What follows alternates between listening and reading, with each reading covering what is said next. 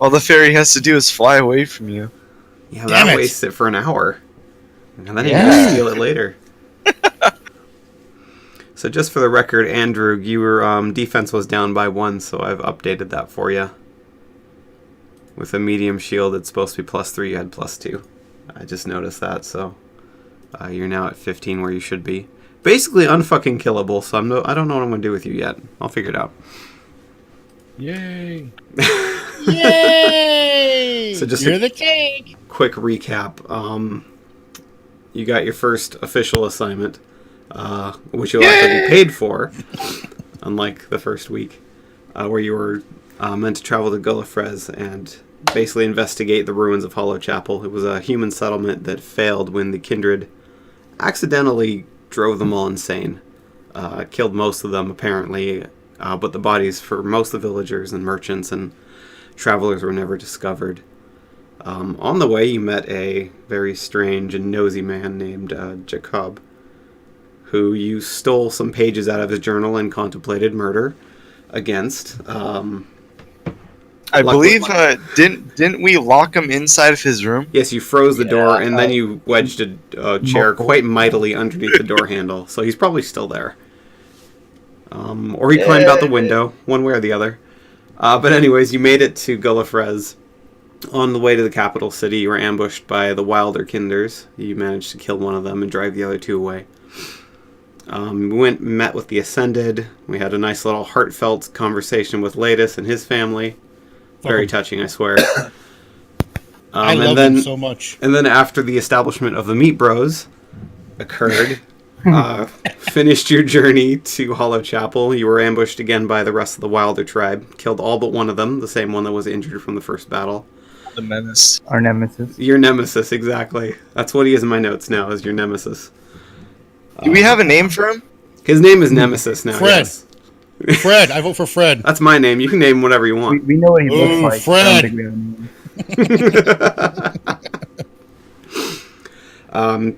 But you were able to drive them off, killing all but one of them. You arrived in Hollow Chapel shortly after, but it was late at night. You searched through a couple of the more sound-looking buildings and decided the inn was the safest place to stay the night.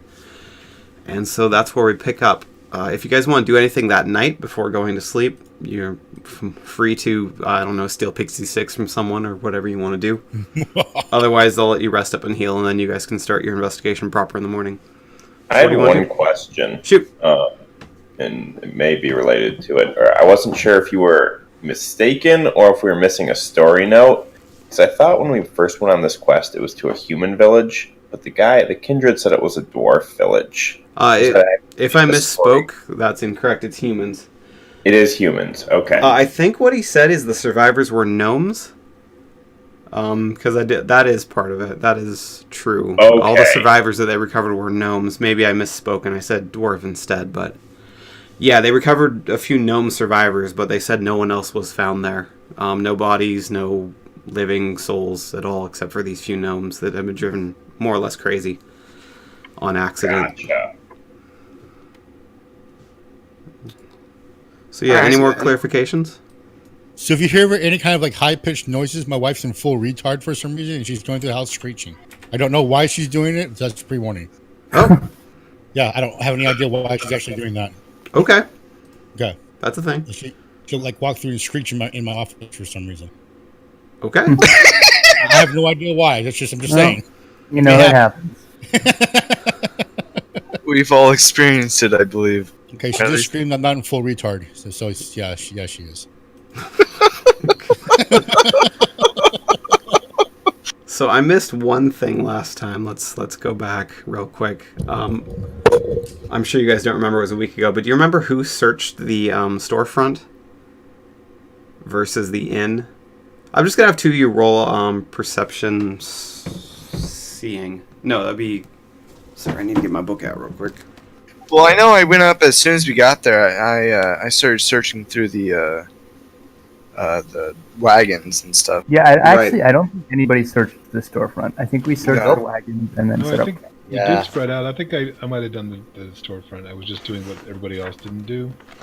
Yeah, I think two of you did each, more or less, if I remember correctly. I thought we searched like one thing and then So I'll hit perception. Yeah. Everybody or No, just him. 8. 8. Do you happen to have searching as a focus? Do not. Okay. Straight up perception. Okay. The building is... No, the storefront is where you guys stayed. The inn was falling to pieces. I'm sorry.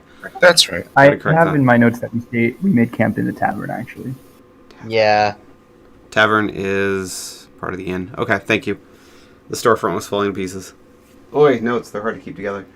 Okay, so you didn't find anything on your initial inspection, but you also, it was late, I'm gonna say, so you kind of gave in early. There might be something there still. But from your quick search through, you just basically said, this isn't a suitable place to sleep. I'm done. I'm tired. We've been ambushed twice today. Kind of want to go to Yeah, sleep. I think that was essentially what went down. Like, we didn't really... Yeah, you guys didn't do much.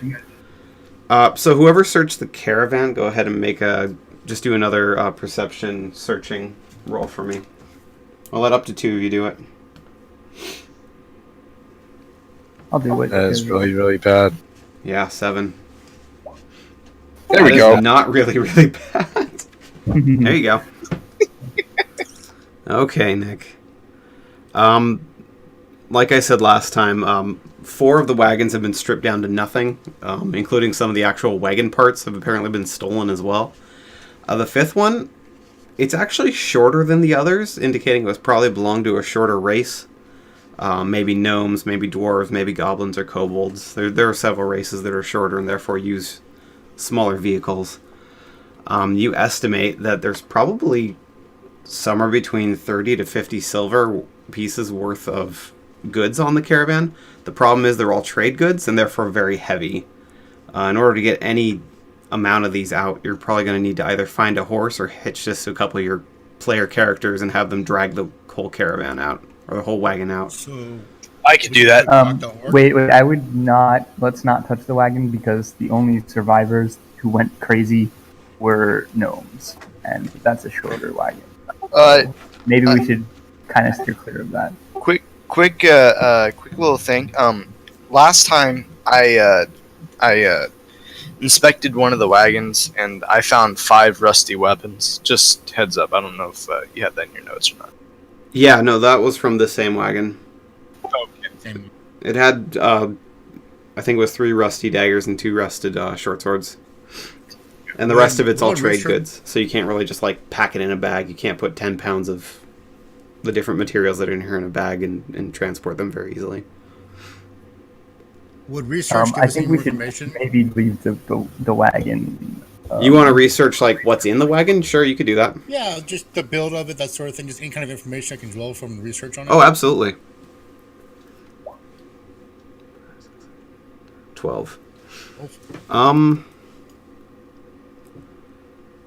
Let's think. Has Latest traveled much around the world, or would he be mostly in 1 or 2 No. places? No? Okay. Yeah, well, not real interest in traveling. Not yet, at least. I mean, theoretically, it's pretty obvious to you it's from a shorter race. That much is clear when you look at it as well. To which you can't really tell. There's no indicators that you've noticed through your research over time. But you're not extremely well read in some of the races that exist at this point. So, Well, I would actually like to ask, being a gnome, would I recognize it as a gnome wagon? I'll let you roll intelligence, cultural lore. Yeah, so you see where I'm going with this, right? Yeah, absolutely. Yes, the gnomes have a very distinctive style. Everything they build, they want to make sure everyone knows it's gnomish, and this is definitely a gnomish wagon. Okay, guys, for sure that's a gnomish wagon. Oh, cool. Thanks for clearing that up. You also have 6 Awesome. points of stun points if you want to use them on exploration stunts.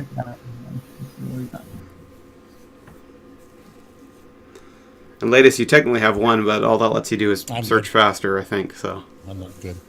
I got the information I wanted. okay. You see anything on that stunt list you want to use? Let me know. Well, let's head toward the chapel, I guess, if we're done. So, is anyone else doing anything at the night? You search the inn, you know it's stable. You search the storefront. It's not suitable for sleeping in. In the courtyard, you know about the wagons. Is there anything else you want to do before resting?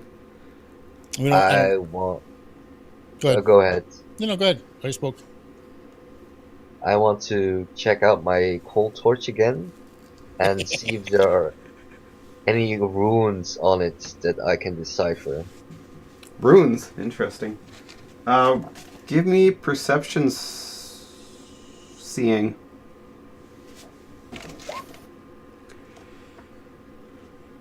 That's it. Kind of stuck. Inside, and there's 3 stunt points. If anything you can find is applicable.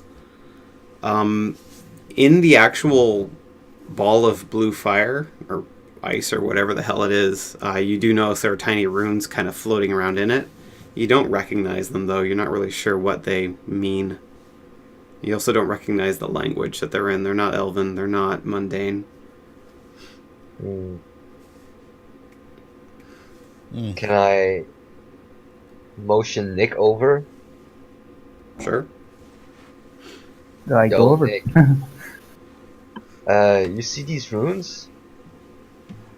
I do see the runes. Do I know what they are? Go ahead and roll Arcana, or Intelligence Arcane Lore. 13. So I don't know what's going on, right? They haven't called you over yet. 13. It's not in a language you understand either. It's not in No, I don't know Gnomish. the language. Could you draw? Oh, I did. I'm gonna take out the. I have the transcription of the tablet. Right. Does it match? Does it match? No, it does Like, not. The language. No. The language doesn't match. Mm-mm. And you have a lot of examples on that paper. It does not look similar at all. The artwork on the tablet was very, or sorry, the writing on the tablet was very artistic. This just looks like sharp, jagged lines, no curves whatsoever. So it's very unlikely it's the same language. Strange. Could you copy these runes just so we can let the party look at it in the morning? Yeah, absolutely. What did I roll last time I tried to copy something? We'll go with dexterity, calligraphy. Oh dear God! Oh God! 5. I have 1 stun point though. Let's see what I You got. can't use it when you fail, Oh, and you most certainly damn it. failed with a 5. You do your best, Triple but ones the too. runes are moving. They're too quick, and they disappear and reappear in different places. So you get a very sloppy sketch. Is that a crit failure? Yeah. I wish there were crit fails, because I would like set your hand on ice fire, but there aren't in the system. There's legendary fails. Are there? Yes, there are. In the Oh, new don't book, tell the DM that. you can literally give him a title he has to carry with him until he gets a legendary success. Oh my gosh. Oh, I've got it. Okay, so you're staring at this, and eventually the deep blue hue of the light, it just tints your eyes. So now everything you see is slightly blue. That's actually kind of cool. And your eyes actually the whites of your eyes have a little bit of a blue tint on them too, like they're a little bit frozen over. Guys, everything's blue. He's got a slight version of cataract. Yes. Wow. Oh, thank you for telling me that. That's fun. Okay, now everything you see is slightly blue until you get 3 6s. I'm totally into this game. I've done so much research on it. Nice. Okay, anything else you guys want to do before resting? Hell no. You know about legendary fails now. Ready to go to sleep. Okay, you all rest, recover your hit points. Wake up bright and early in the morning. Except Krasdar, I need you to make a willpower courage save or check, please. Oh, dear lord! Oh no! Oh, that was so close. This is the first time That's not when you would we're want the about critical to find fail. out what's gonna happen. Okay, so it's the middle of the night. You can't really see the stars. I mean, you're inside of a building, so obviously. But you're woken. Everyone else is asleep and snoring. Latest definitely snoring loud. And you just hear this little voice, like a little child's voice saying, "Find me, He probably thinks it's me at first. Find me. Find me. And it just keeps repeating itself for like a good 10 or 15 minutes. Do you do anything? I guess I'll do a perception check to see where the... Yeah, perception hearing. Alright. 11. It's coming from outside the building. I think. I think. All right. I'll go outside to see what it is, because obviously this is gonna keep me up, and I'm not gonna be okay. Right. Okay, make another perception hearing check. How much long did you go to bed? 13. Looking around, it feels like now that you're outside of the room that it's coming from every direction at once, more or less. Like whenever you turn your head, it sounds like it's coming from ahead. But you do notice that it seems a little bit louder when you're looking in the general direction of Ontrell. You look straight away towards the heart of Gullifrez, and it seems to be just a little bit quieter. And when you look towards Ontrell, just a little bit louder, like it might be coming from there. But in general, you get the sense that it's actually coming from inside your head. All right. Well then, I guess I'll just go back to bed then. Okay. So it continues for a total of about 30 minutes before it finally stops, and you're able to get back to sleep. Oh no. Okay. Does anyone have a perception score of 3 or higher? I do. You are woken up as he comes walking into the room. Hey, You Kraz, see what's up? Kraz, Where'd you like, go? sleep and a little bit bloodshot eyes, just shaking his head a little bit as he's walking into the room. Mino, no, I hear voice coming from other town. What kind of voice? Sound like child's voice. It say, find me. Well, did you find it? No. I look this way. I look this way, and it's quiet. And then I look that way, and then it's loud. So I'm gonna look this way. Makes sense to me. But we're still Can asleep. Right? I like roll Yes. something to like see if I can recognize what things of significance might be in that direction that it's louder in?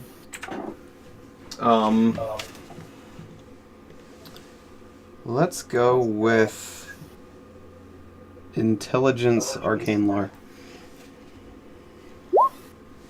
Oh dear God! Well, I guess that's one step point though. If it's 10? 10. No, you can't really tell. It just, you know that it doesn't make sense, but other than that, no. All right. So I guess I just kind of take note that just happened and go back to sleep. Okay. And Krasdar, you manage to go back to sleep after the half hour passes and the voice subsides. Excellent. Everyone but Krasdar wakes up. He just seems a little restless. He's kind of tossing and turning in his bedroll, but he's not like harmed or anything. He just seems to want to sleep in for some reason.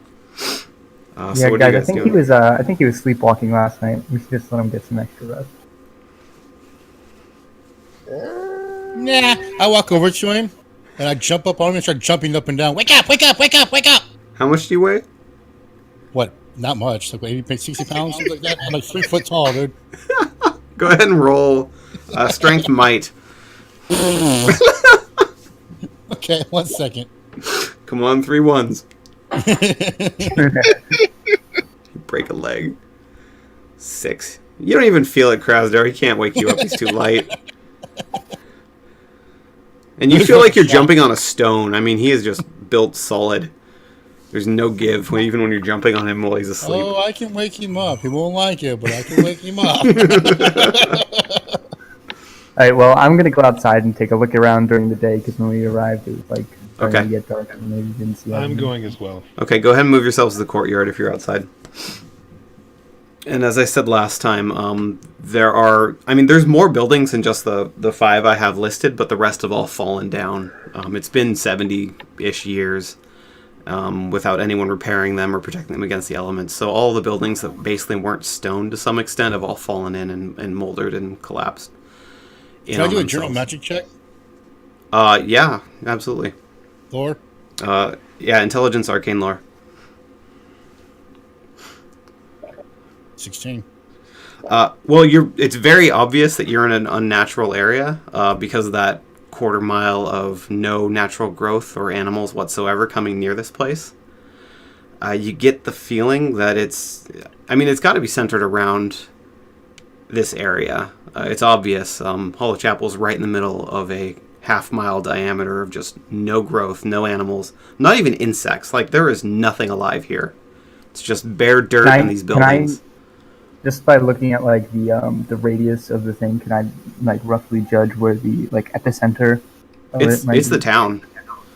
It's just the town. If you want to get like a building, you can roll. Yeah, like a specific location in the town I'm looking for. Let's go with intelligence cartography. And I wasn't done with you, Lightus, yet. Okay. You also notice. Shoot, I forgot what I was thinking. No, it's okay. That whatever this is, it's got to be something strong. Whether or not it's still present, you're not sure, but you know that powerful magic tends to leave effects like this behind, even for a long time after they've subsided. So either something powerful is still here, or something very traumatic happened to this place, and the side effect of that is still present in keeping all natural life from encroaching.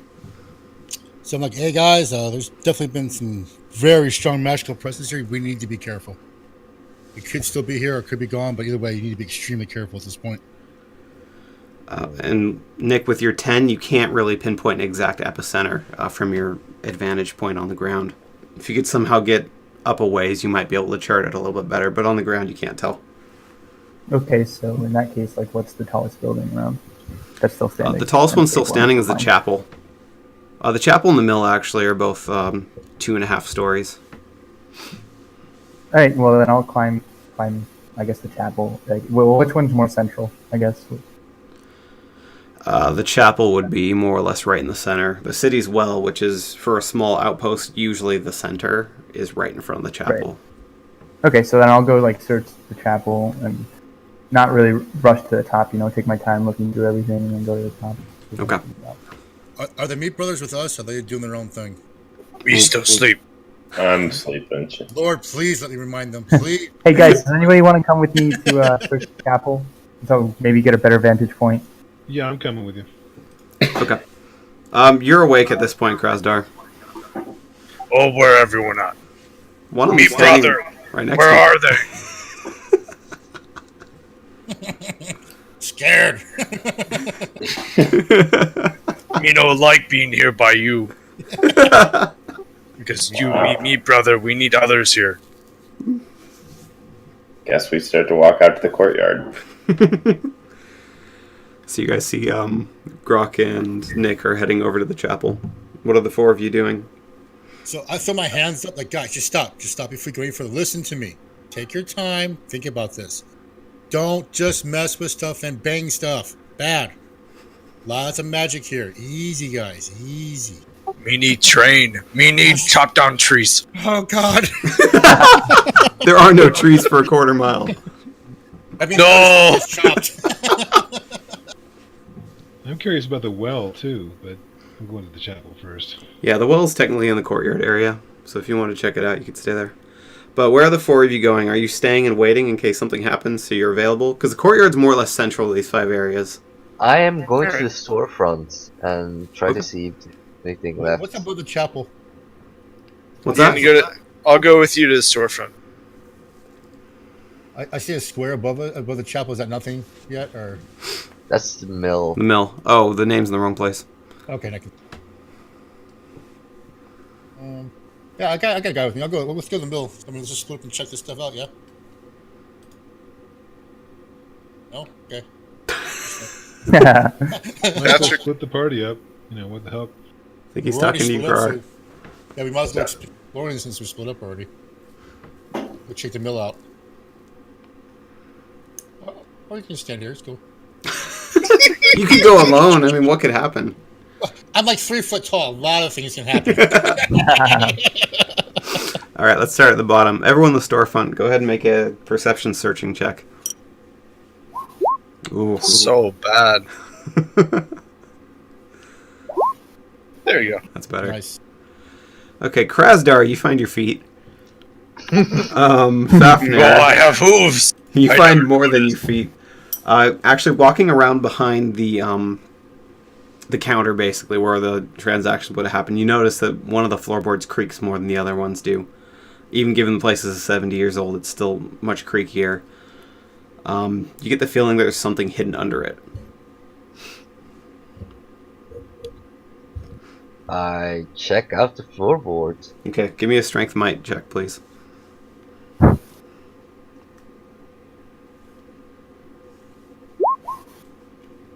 You're not strong enough. You can't pry it open.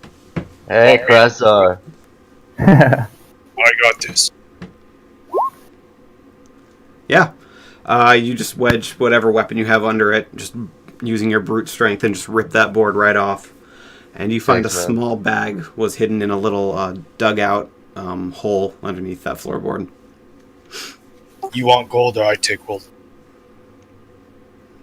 Uh, I don't say gold. You can't tell what's in it. I take bag, you take bag. Question. I'll take the bag. Okay. Okay. You pick it up, and there are indeed coins in it. How much? Let's find out. 10 silver pieces. You me I get- split? Yeah, I gave 5 silver pieces to Kragdar Okay, go ahead and update both Or your his- character sheets with that. for his assistance in the Yeah, you find I break ya.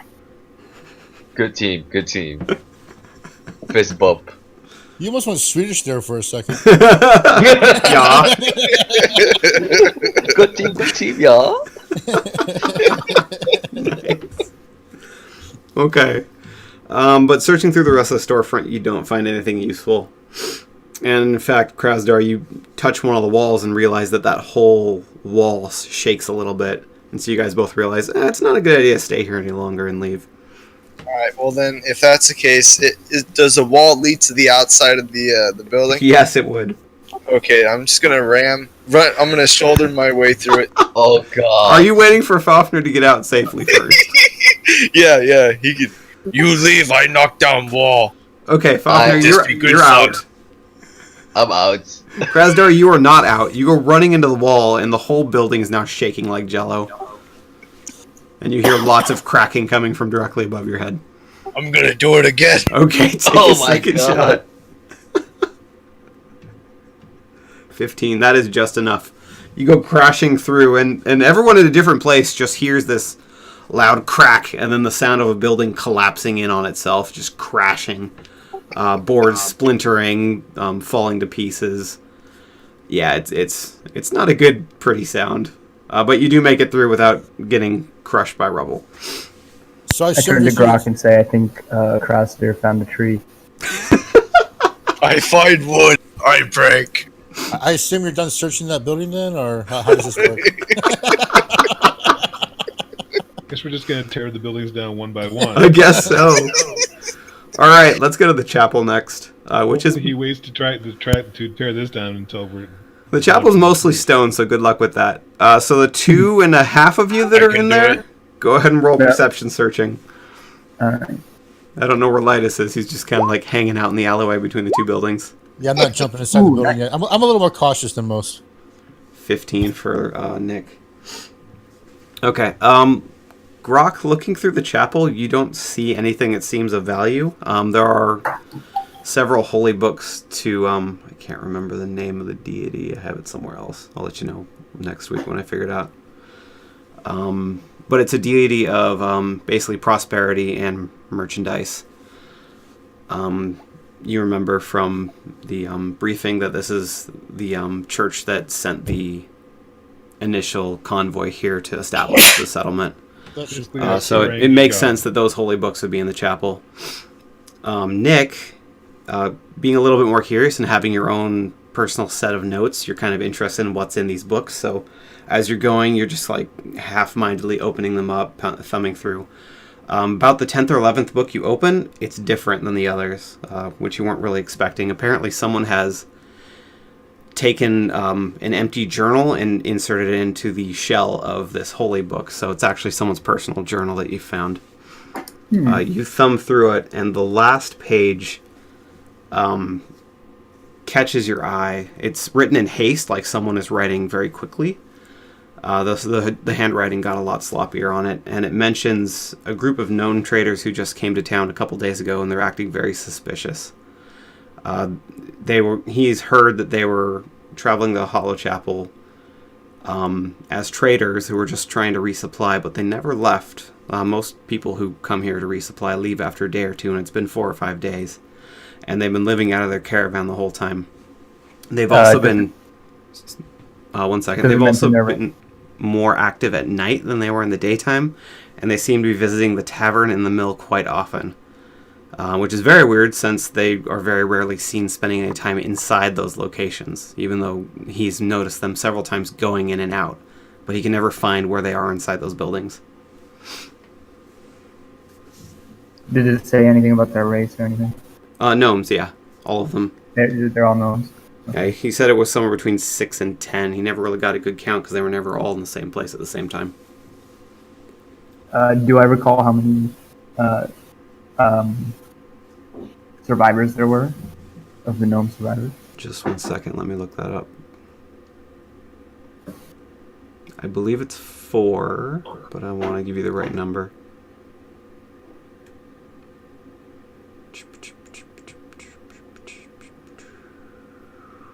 4, yeah.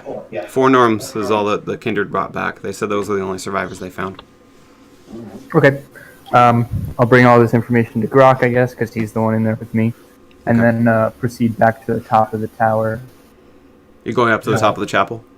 Yeah, because I wanted the original idea of me coming in to search the chapel was also to go up to the top and get a vantage point to maybe try and find the epicenter of the thing again. Gotcha. Yeah, Okay. It seems like there might be a hidden place in the inn that we didn't see before. Yeah, the inn or the tavern, yeah.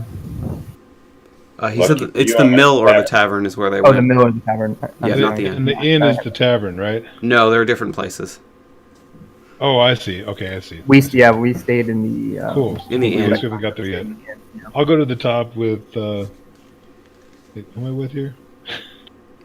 Nick? Nick, yes. I'm going to go to the top with Nick. Okay. Okay, I'll say you guys get there shortly after Grar does, so we'll resolve him first. And you're being more cautious, Latest. You're not just rushing straight in the mill. You're kind of checking out the outside.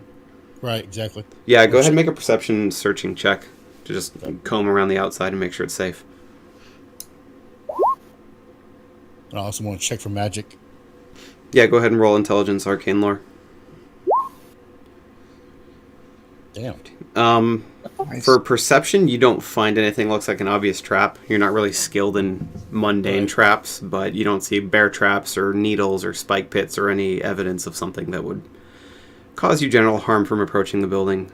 For arcane lore, you also don't notice anything. There's no faint runes hovering in the air or any of the base indicators that an enchantment is still active here. Okay. You're very certain there's no magic present that will harm you. You're somewhat certain about the traps. I was gonna go ahead and go to the mill as well. Okay. Just, so whoever's going to the mill next would arrive at about the same time Latest does and finishes his checks. Let's go to the tavern real quick with Grar. You're just heading straight in the building? Yeah. Okay, go ahead and make a perception searching check, please. Oh, wow. That's fucking terrible. It is. Can I not even find the door? You find the front door. That's good.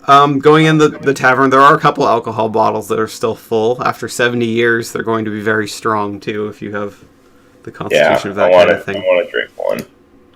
Okay, roll Constitution drinking, because that's the thing in this game. Or they're going to be completely vinegar. Yeah. Yeah, they're in the high 90 percentile of alcohol content, so it tastes disgusting, but it gets you buzzed pretty dang quick. And the room starts wiggling a little bit. Because that was very strong. Other than that, you find a small an outline just behind the tavern counter. There's an outline of a child's body or a small race adult body. You can't really tell what. Just looks like it's collapsed on the ground. You can't really tell much more looking at it. Yo, this initially. is Stranger Things, isn't it? He's in the Upside Down. What do you mean an outline? Like a chalk outline of a dead body. Someone who was here before you apparently made an outline of a body and then removed the remains. So the remains are no longer there, but the outline is still there. Can I inspect it with any magical traces? Yeah, you can roll Intelligence Arcane Lore.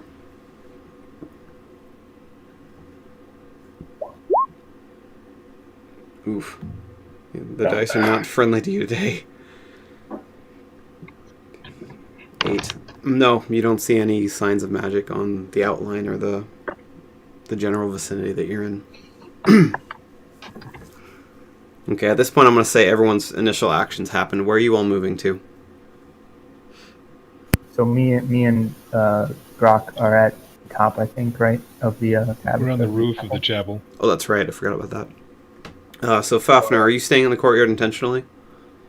I'm going to go to the tavern. Okay, head on, move your character up there then. Let's start with the chapel. That seems like the most fun.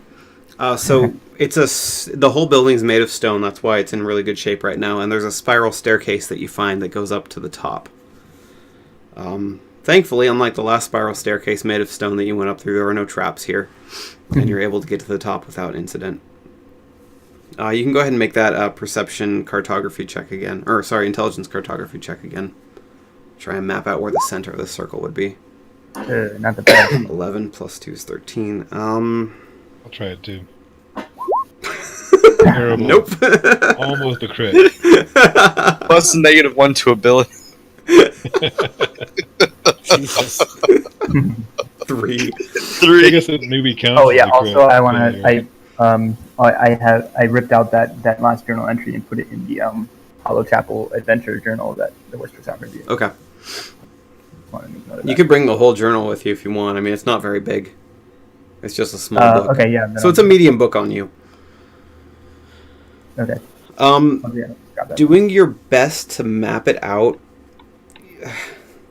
You're asking a lot of your mind right now, looking around and desperately trying to make this almost perfect circle, but not exactly perfect. There are a few rough spots where the trees bend in a little bit more, bend out a little bit more. So you can't make a perfect picture of this in your mind and point to one building as being the center, unfortunately. Okay. I also would like to ask, would I just in the? I know this is kind of like a weird events all happening at the same time type thing. Could I see maybe Lytus like searching around the outside of that building? Because if I could, I would probably yell down to him what I just learned about the. I'll say he's tavern just building. heading in as you get to the top, so you could yell down at him if you wish. Okay, yeah, I would like to yell down and just tell him that the tavern and the mill are of special interest. I'll explain later. I couldn't understand him. Not in game, in real life. He's like all really. Say it again. Oh, sorry. Yeah, basically just that I found that journal entry, and it says the tavern and the mill are of special interest, and that's Awesome. pretty much all of it. Yep, got it. Checking it Now you out have now. that. Are you guys doing anything else at the top of the chapel before you head back down? No, I think from there I'll probably head back down. Bring it to the I ground. guess looking around, I mean, just inspect the top just to see if there's anything up there. Yeah, roll perception seeing.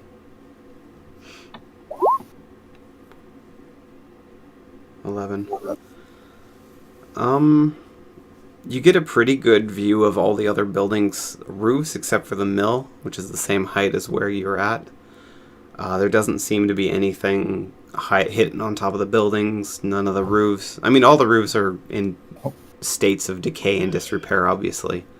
Actually, Grok, do you think one of us should stay up here and keep lookout for the rest of everybody else? Sure. What do you want to go down and search? Or do you want me to go down and search with them?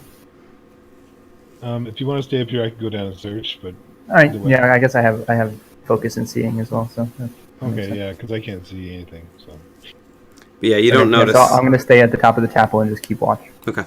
You don't And notice I'll give anything. Grok the journal that I found so that he has that information. Okay.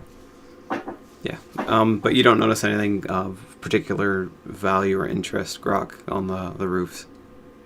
Okay, so I guess on my next run, I'll head downstairs. Okay, let's go to the mill.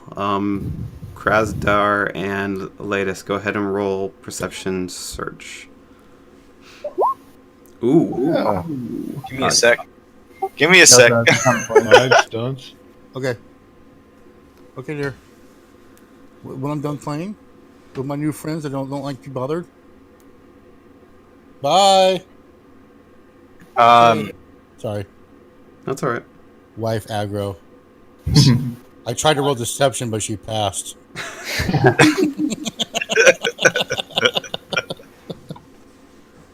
Go ahead and try perception searching then. Oof. Oops. Yeah, that's right. 8, 9. Okay, Latest, you don't find anything. Krasdar, what stunts are you using? Let me see. It should be under exploration.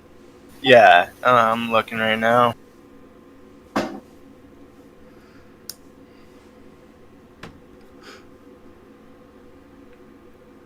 Uh-huh.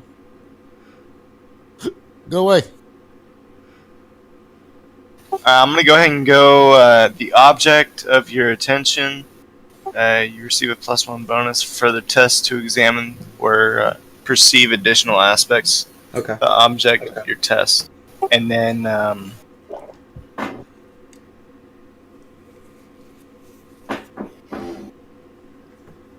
Alright, I'm going to go ahead and do... that makes me wonder. Immediate make another perception test.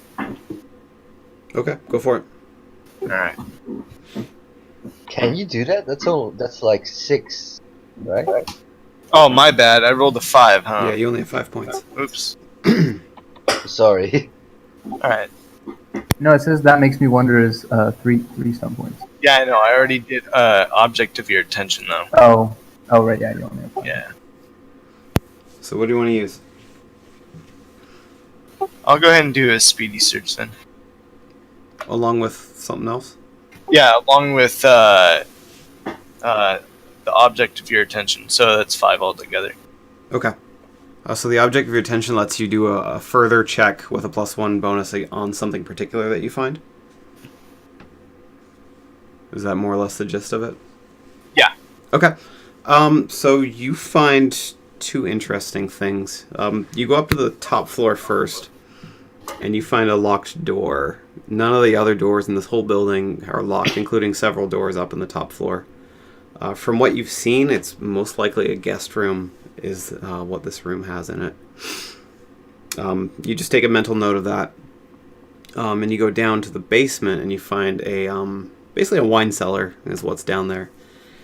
And you notice that there's only 1 wine bottle, and there seems to be a little string attached to the cork that goes through the back of the bottle and then into the wall.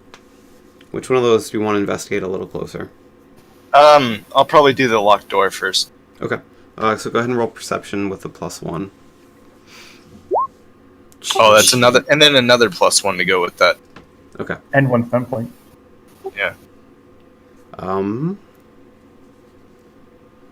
Looking over the door, it's pretty obvious it's not trapped. And when you look through the little peephole, the little lock hole in it, you see there is a closet inside that has 2 chains in an X across the front and a padlock on it.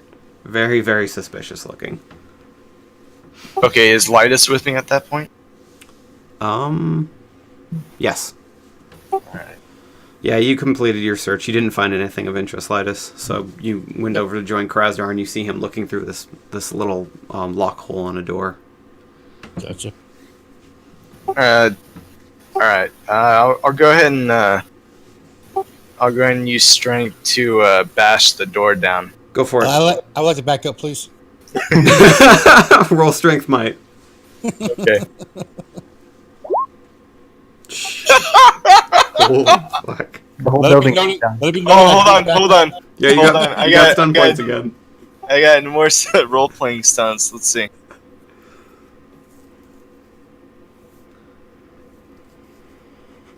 19. Jeez. Well, that door is fucked. I know that much right now.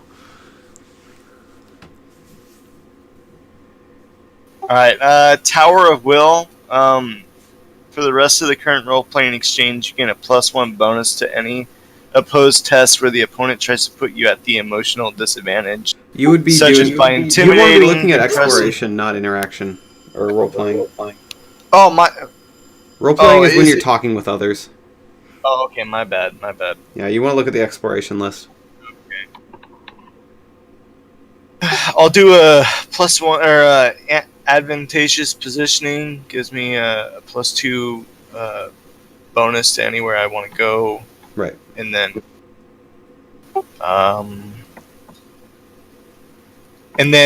for the upper hand, if your discoveries lead to a combat, +1 or +3 to initiative roll. Gotcha. Okay. So you splinter this door into 4 pieces with just one mighty kick. Sending bits and pieces of wood just spraying into the room. You then charge in expecting a fight, and unfortunately one does not come. You notice there's a bed with one of the posts just kind of like fallen out just due to time. The mattress has been shredded like some wild animal. You used to use it as a bed, but it's left by now. And you notice that freestanding, basically wardrobe with those 2 chains and a padlock on it. That's all you see in the room. And Letus, you come in behind him and you see the same things. Vitus, do you want to do anything with the lock, or am I going to have to brute force this one open too? I can check for any magic on it. That's about all I can do on that. Go for it. It's intelligence, arcane lore. Yep. Jesus. Oh, you got 18 and you got 4 stump points. Yeah. Yeah. Check the exploration list and see if there's anything you want to add. Yep. Looking right now.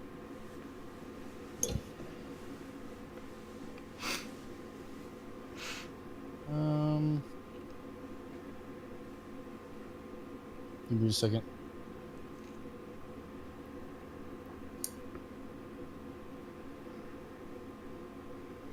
And how many do I have? 5? 4. 4. 4? Okay. It was on the page. I can't see it. Let's do the upper hand just in case. Okay. So checking out this wardrobe, you look into the crack. Well, there's a small, about ½ quarter-inch crack in it, and you actually see a very faint glow, like something magical is indeed inside of that wardrobe. The nature of it you can't tell unless you open it up or can shine some kind of bright light in there to look through the crack a little better. The lighting in this room is a little dim.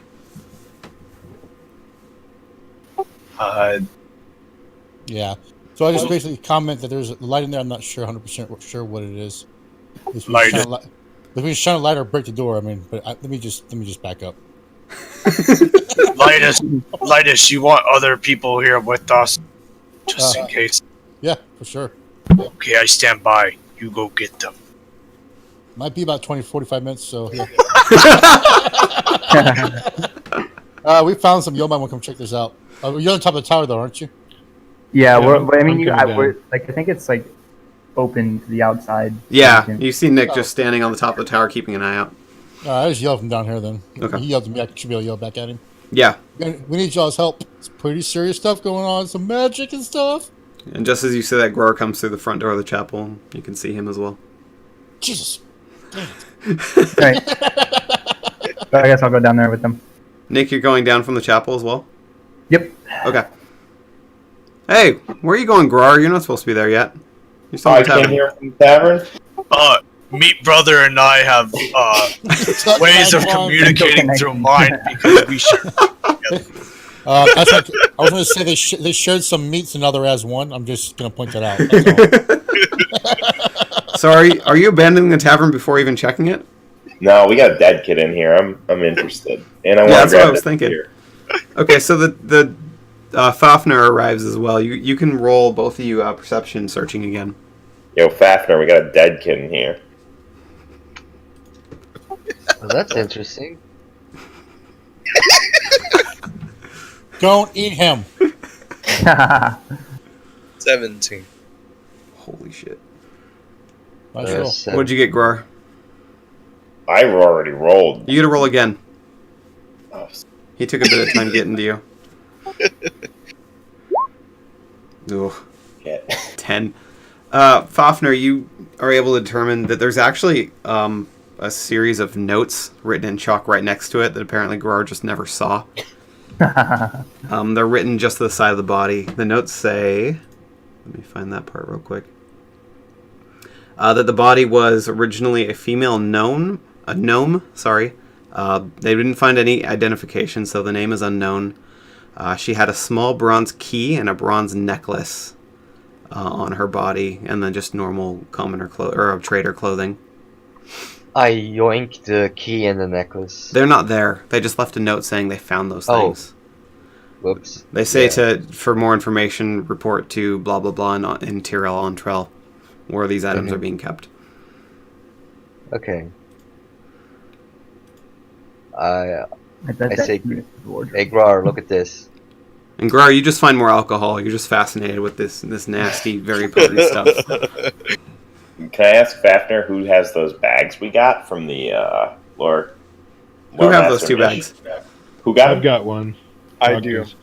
Crastar has one as well. I'll have to hit you guys up later so we can grab that alcohol. Oh, yeah. We can be wine and be brothers. Also, Fafner, because you rolled so well, you notice that there's a small bookshelf behind the tavern counter. Actually, you also notice that the body, the way it fell, looks like he was heading towards the back corner of the tavern behind the counter. And as you walk past it, just kind of looking at what it might be heading towards, because there's no doors back here, you notice there's a small bookshelf in the corner, and one of the books looks cleaner than the others. Like it's made of a different material, possibly, and the dust just isn't clinging to it. Are you going to do anything with it? I want to check for traps. Okay, perception searching. Damn. Wow. You've got 6 exploration stun points if you want to use them. Let's see. And you do not find any traps on it. You do see a small string attached to the back of it that's going into the wall, but you don't have any reason to believe that's attached to a trap. Possibly some kind of a hidden door or compartment nearby. I want to use the upper hand. Okay. Any others? And that's about it. Okay. So are you going to do anything with the book or the string that's attached to it? I'm gonna pull the book and see if the string leads to a secret place. Okay. The book's hooked on a hinge on the bottom, so you can't come out, but as you pull the top of it, you hear a clicking noise coming just from your right, from the wall. And the wall seems to kind of shift away from you towards the back of the building, just a 1/4 inch. It seems to be on some kind of a roller or moving system that you can now move the wall. It's disattach itself. Grar's going to grab it and start trying to pull it open. Okay. You're able to push it to one side. And inside is a dark room. There's no light source and there's no windows in here. I pull out my torch. Nice. Finally! Now you both see blue. Just for the moment for one of you, though. In the back of the room, well, to the side, you see a table with a bunch of scraps of really old, just mostly mold. It looks like it was probably food because it's on a plate. There's a few glasses that are no longer full of any kind of liquid. But what's more interesting is a giant cage, a very large cage, like 20 feet by 20 feet. And there are 6 skeletons just lying in various places, like not scattered, just intact, like someone died and it's been so long that they've decayed to the point where there's just a skeleton left.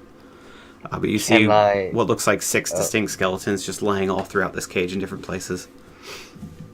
Can I distinguish what kind of creatures these were? Absolutely. You can roll intelligence, cultural lore. And with that stun point, I get the +1, right? Yeah.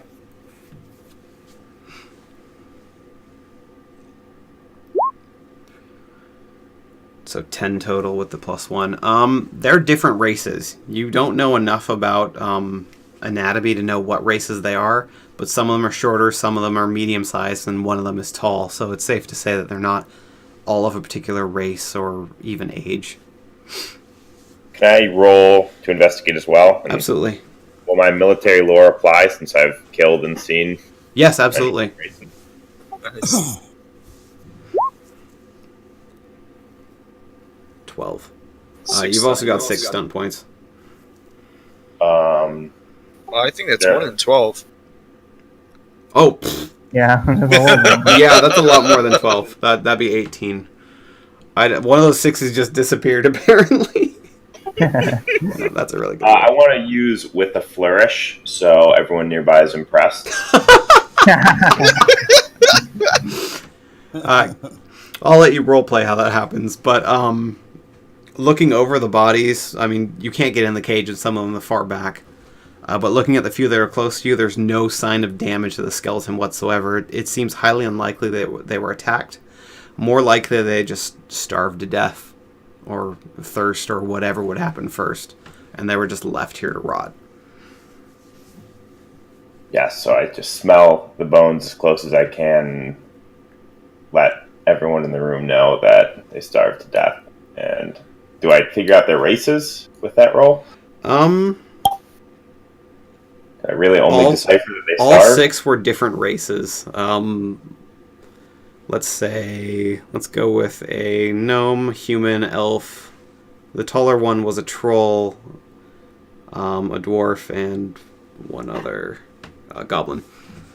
Why not? Somebody's I collecting all the explained their races to Fafnir, and I guess kind of look around the room a little more to see if there's anything of interest. And you were very impressed, Fafnir, with his ability to determine all this.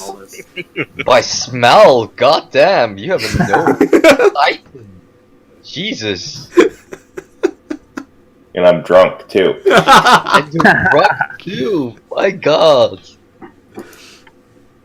Well, what else are you guys doing in there? Kind of want to look around if this was either a kinky ass, some wicked ass orgy, or some fucked up slavery shit. Why are those the only 2 options? They are. Because they are. Go ahead and roll intelligence. Oh, fuck! What the hell would that be? Intelligence versus S&M? Yeah, That has to be a thing. roll intelligence. Fuck, I don't know. Do you have any? Would it matter? Do you have any focuses? I'm having a hard time choosing. Nope. We'll call it cultural. 5, 6, 7, 8, 9, 10. There aren't any other chains or devices in the room, which makes it unlikely this was a sex dungeon. This was probably more of the standard issue torture and or murder, kidnapping areas. So much for the Okay. fun night. You do actually notice that the no, that doesn't make sense. Never mind. Sorry. Go ahead. I think I started heading out of the tavern, having seen enough. Okay. Yeah, I'll follow suit. Where are you guys Over to the heading? mill, where I hear everyone screaming and yelling. Okay, I'll say all 6 of you stacked up in a line outside of that upper floor room of the mill. So who's going to deal with that wardrobe with possibly magic stuff on the inside? I have lockpicking proficiency. Hey, do you want me to cast something that's gonna give us a little more stealth ability, or we're just gonna just bang door this shit?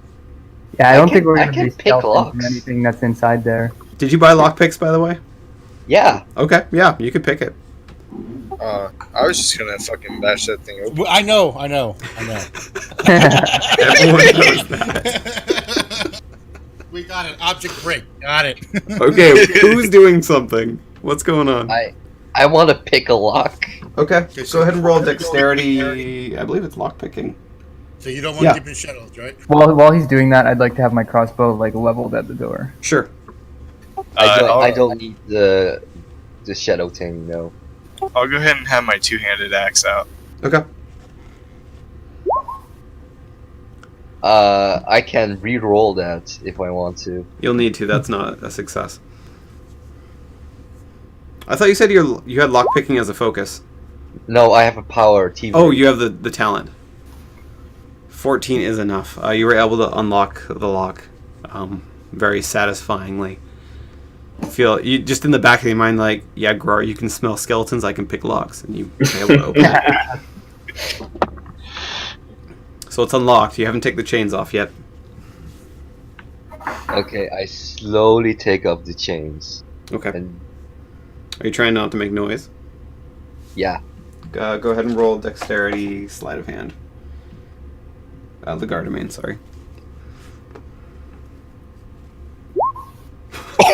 Clang! Clang! Two loud metal on wood thudding sounds as both the chains simultaneously fall off the sides of this wardrobe. You know, this could have gone much more smoothly if I just broke it open. Same Yeah. effect. You kind of, Fafnir, you kind of hold your breath for a second, just listen, hoping not that no noise comes from this wardrobe, and thankfully it is still quiet. There's nothing in there moving as far as you can tell. okay. As I open the door, I want to tell to everyone what we found at the mill, and just be prepared to find what's in, maybe like dead bodies in the wardrobe. Well, I have you know there was bottle with string attached in the cellar. Huh. That's interesting. Well, Maybe- we should check maybe this it's first, same. take the lock off. Yeah, maybe it's the same, but we should focus on this thing right now. So I open the wardrobe. Okay. You open it slowly or quickly? Slowly. Grar's going to take a step back before he opens this, just like walk away a little bit. Okay. Yeah, I am also standing up against the opposite wall, but Yeah, my crossbow is still good. level. Okay. So I need you to make a willpower courage check for me, please, as you open it. Oof.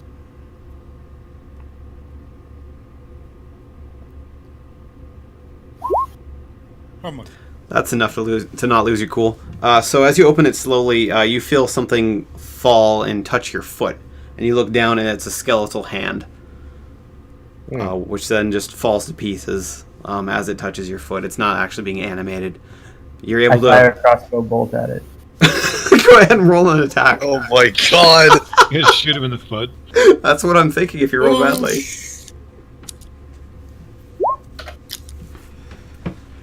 10. That is enough to hit the skeleton and not his foot.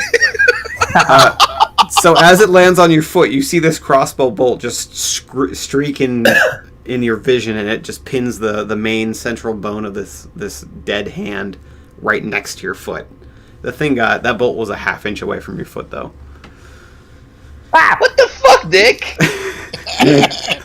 Alright, I got scared. Oh, that was a good shot, yeah.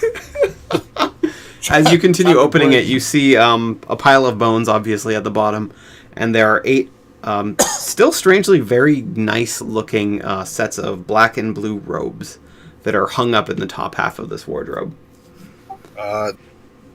Crastar will take one of the black robes.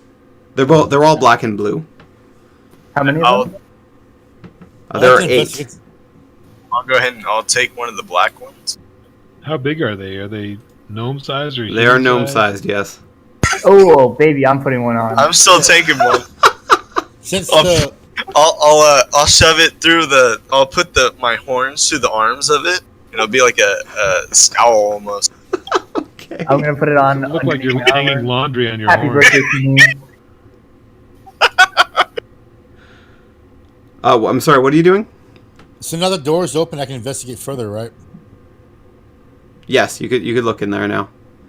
The rest of us are just taking the Did someone put one of the cloaks on? On their head. Or robes? Oh yeah, Yeah. I did. I put it on my. put it. Krasdar has one on their head, Yes. and Nick has one on his body. The Yeah, horns yeah, are I put going it through the underneath my arms. armor. 13. I feel like this probably goes in hand in hand with what you're fixing to do. So as they're putting these on their head and their body, you notice the robes are indeed enchanted with some kind of magic. And the 2 idiots who put them on their head and their body can go ahead and roll a Constitution stamina check for me, please. Why am I even here? Yeah. Not bad. 13. And 13. 13 each? 13. So as you do this, Krasdar, your horns start to feel cold, and you feel this cold creeping towards your head. And Nick, your entire body, starting with the skin and moving in towards your organs, starts to feel this uncomfortable chill. Okay, I'm really gonna take it off. I'm gonna take it off too. As you take them off and drop them, the chill starts going away, but it lingers for a good 30 seconds. What's wrong, guys? Tapio, That I was a like good your look. torch. Ah, interesting. I want a rope. I have an obsession with cold shit. Yes, you do. Try to light it on fire. See if it reacts to the rope. That's a good idea. I wanna try to set the rope on fire. He's gonna turn into Mr. Freeze before the end of the That's why I'm laughing. Try with all your might. You cannot get this rope to freeze or burn from that torch that you have. This is very interesting. What's the opposite of a pyromaniac? Cryo. There we go. We should. Well, I think we should probably take all these robes, for further investigation. I'm taking one of these ropes. Yeah, They I'll don't. throw They the don't seem robes to in harm you my or bag. chill you when you just touch them. You have to put them on. It seems to be the Yeah. inside of the robe that causes that effect. So as long as you don't touch the inside, you guys are fine. Yeah. Yeah, All I'm gonna right. throw So, some robes in my bag. Quick question. Can I turn the rope inside out and then wear it? You can certainly try that. I want to try that. Damn Are you short? Oh. What size are you? yes. I'm What race are you? he's a I'm fairy. a fairy. You're. It's gonna be tight on you, but you could try it. Absolutely. I'd like you to make just for fun. Let's do Dexterity Legardemain to try and wiggle your body around to the point where you can actually wear this a little shorter than you robe. You That's do it. manage to get it on. It is not comfortable at all. And it doesn't seem to have that same freezing effect. Okay, interesting. But you Does do it look still stupid. Look nice. Oh. So it's like the fat guy little jacket thing? Yes, essentially. Only he's a Oh, thin good. guy in an Right. even littler But what jacket. I'm asking though, I'll go ahead. is would it look nice on me? Yes, it would look very nice on you. Okay, so I do that with my rope. I put it inside out and I wear it. I'm I mean, gonna take. The seams are on the inside. So you look Yeah, less but like a jackass. I'm putting my armor on like over top of it, so you probably wouldn't even notice. It probably just looks like a nice black. Okay, yeah. It looks like there's like a nice robe underneath your armor then. Sure. I'm gonna go ahead and do what I did before, except I'm gonna flip it inside out as well. And put it on your head. Well, I'm gonna have it where the horns go Yeah. through The arms, right? of it. Yeah, that you way look like an idiot, but it doesn't hurt you at least. I guess I'll take the other 5 ropes and put it in the bag. Thank you. I was wondering how long that would last. So I'm not going to take a robe, but I am going to face palm. So if that Yes. counts for anything? Okay. Actually, since you're not obsessed with the robes, you notice there's a symbol on the back. It's kind of small. I'd like you to roll Intelligence Cultural Lore. Cool. You do not recognize where it's from, unfortunately. Actually, no, I'll let you do research. Go ahead and roll again with your research focus. Yeah, no, damn. you do notice it. Research would actually make a lot of sense. Yep. This is the symbol of a gnomish. It's a very small gnomish. Insurgency is a little too strong of a word, but it's an offshoot of a core group. It's called the Indignation Initiative. Basically, they believe that, well, most gnomes believe that artificial life can be created, but you have to do it through mechanical means. Basically, gnomes have a habit of eliminating all the wildlife in an area and then replacing them with mechanical versions that act the exact same way. It's weird, but it's what they do. It's their hobby. So there's a large gnomish section within the culture that has been, for years and years, trying to build artificial sentient life that is more or less humanoid. I have this. a deep hatred for these groups. Well, you might like this other group then, because the Indignation Initiative is actually trying to do the same thing, only using magic instead of mechanical means. They're trying to... Basically, there's 2 theories. One is conjuring a being from a different realm that's sentient, and then using that as kind of an artificial life form here. The other approach is to capture dead souls and then put them in a vessel and then create an artificial life that way. Both of them are under the Indignation Initiative. They're just kind of 2 separate warring factions, but they use the same symbol. So you're able to recognize that that is indeed the symbol that's on all of these robes.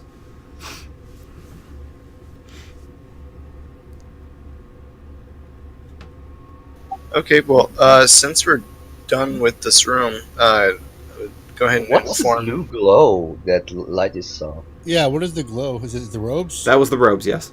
Okay. Oh, okay. Yeah, all magic tends to have, even the weakest of magics has a very, very faint glow, and you rolled so well that you were able to notice it. All right, let's go check out that bottle in the basement. Yeah, guys, there's bottle in basement with string attached. I want to go see. No, out you of- want to smash it. Just out of morbid curiosity, Nick, where would you be in the order of this group as you guys are heading down these 2 floors to the basement? Would you be somewhere in the back or the front or the middle? I'd probably be somewhere in the middle. Okay. I'm going to say a couple of you are in the back, and as you're heading down to the basement, you're noticing that Nick's armor is starting to freeze from on top of this robe. Because I don't it's say touching the anything. robe. You're like seeing these little frosts and a couple little jagged icicles are starting to form on the edges of his armor. Yeah, I don't say a word. I'll be in the front, so I don't even notice. No, you would be in the front. Lessons see have to it. be learned about magic. No one's saying anything? Okay. So you guys get to the bottom floor, and you all, and I can't remember who discovered it at first, but Krasdar points out the string going through the bottle into the back wall. It looks the exact same as the one that was found in the tavern. Everyone get ready. Wait, I don't know what's gonna happen. wait. Relax. Put the mallet down. I want to. It's two-handed axe, dummy. Yeah. If I was to research the area, would I be able to tell like who made it or what it's about or any of that? Would that benefit at all? Since it's not a trap. Yeah, I'll let you make an intelligence research check. Damn. Wow. Yeah. 17 and 4 stun points on the exploration chart if you want to use them. Yeah, I'm looking right now.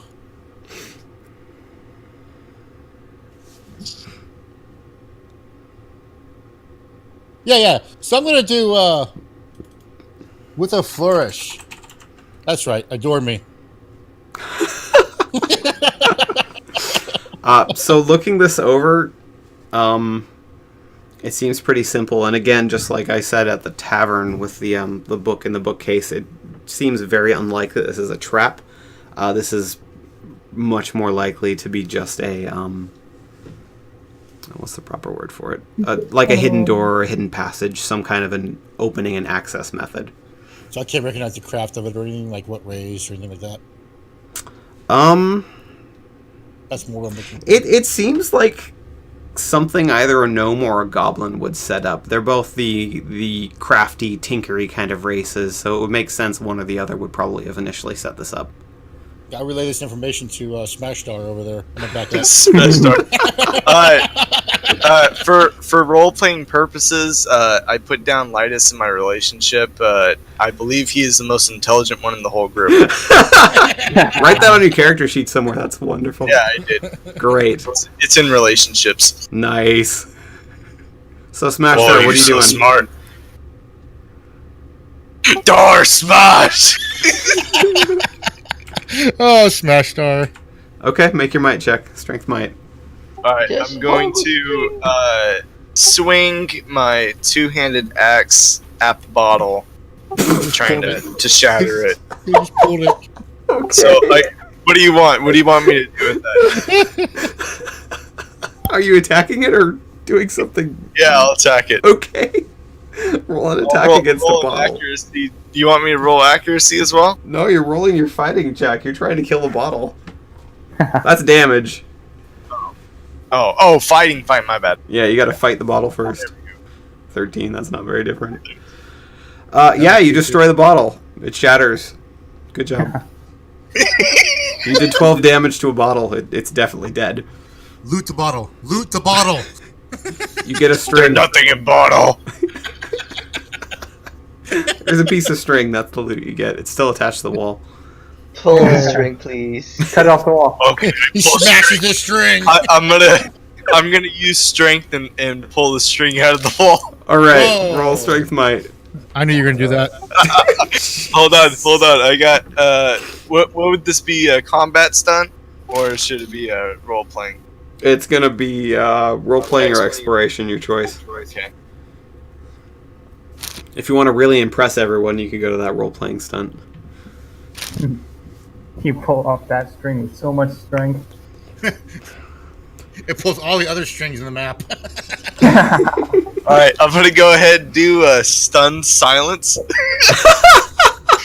You are so impressive that you leave all those who witness your display completely dumbfounded and unable to speak for at least full round. Outside combat, this lasts at the very least long enough for your character to begin to do something else. Okay, so here's what happens. You just grab this thing with one hand and pull with all of your might. You hear a click, and then you hear a snapping sound as the rope breaks, and a second snapping sound coming from the wall, as a giant panel of the wall just kind of cracks and falls a half inch, and then slowly falls backwards, revealing a giant hidden cavern going down into the earth, as it just falls and collapses and crashes down to the ground. Oh boy. Alright, well then, I'll since my stunned silence makes it where everyone can't do anything for one round, I'll go ahead and do it. Yeah. Oh, they can't talk? No, it says outside combat long enough for your character to begin to do something else. Right. Yeah. So what are you going to do?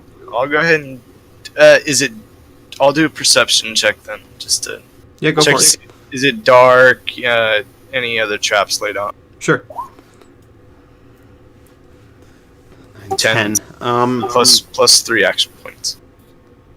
Yeah, you can use those on exploration if you want to. Is the blue torch out right now? Or did you put that away? He can't speak. Well, I'm gonna use my action points for that makes me wonder, which lets me do another perception check. Go for it. Alright. That's the worst. 8. That's the exact same roll. That's one lower. You don't see any traps or any immediate threats or hazards other than this wall chunk that you just ripped off with a pull of a string. Which kind of dumbfounds. Your 5 are silent because you're just like, mechanical contraptions don't work that way. That should be impossible. No one should be able to pull a string hard enough to break a piece of wall down, but holy shit, Krasdar can do it. And as they're all just standing there in a line and you walk up and start looking into the darkness, it's a tunnel heading at like a 35 degree angle, so pretty steep, straight down into the earth, and you don't see any traps or any indicators of anything other than just this tunnel going down. Is You there really no have tunnel? Really have Sorry. a talent for breaking things. Thank you. I Take wanna- great pride. I want to hop back on Krasdir's head like I did back in session 1 and say, move forward. You're going to be on the robe now, the freezing robe. No, it's inside out, so it's okay. Yeah, Oh, wait, but no, he's no, gonna no. be touching the freezing That's part now. right. That's right. You might want to get off that wrong side. That's literally what she said. I'm just saying. Let's move on. I couldn't resist. I tried. That was a good one. Well, currently I don't think I know that it's making the thing on the outside of me cold. No, you still have no idea. So I do jump on Krasdir's head and hang on to his horns. Wait, so they both have the cold thing going on, right? Yeah, Yeah. the cold things are going against Oh each other yeah, now, like magnets. when our cold things are gonna. Nice. Your hands, as you touch the outer cloth of that whatever the hell you call he put on his head, they do get a little cold. So you gotta kind of like ride, just holding onto the very tips of his horns or holding onto his shoulders. But Okay, the yeah, parts that are touching your body, they don't get cold. And everyone who's watching, you just see his armor start freezing over twice as fast now with the two-sided contact. Like he's getting some pretty decent, like inch long icicles starting to grow on all the little corners. Sounds like he's gonna have a new variant of armor, huh? Yeah, I'm gonna have ice armor. Or my armor's just gonna shatter when it gets hit. One of the two things. One or the Let's other. see if you can move in a little while.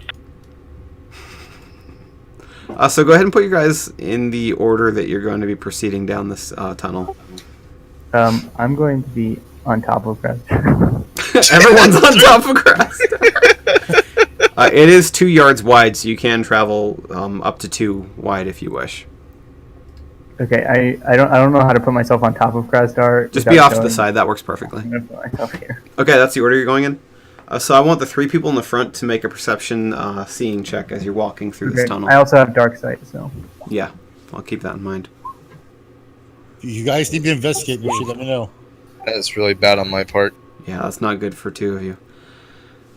So Nick, as you're walking through, you get about, I'll say 50, 60 yards down this tunnel when you see, right at the edge of your 20-yard dark vision, there's the remains of a skeleton. Just kind of looked like it was crawling out, and it just stopped being alive at some point. It's got its hands out in front of it, and one of the legs is tucked under it, like it was trying to move forward on its hands and knees.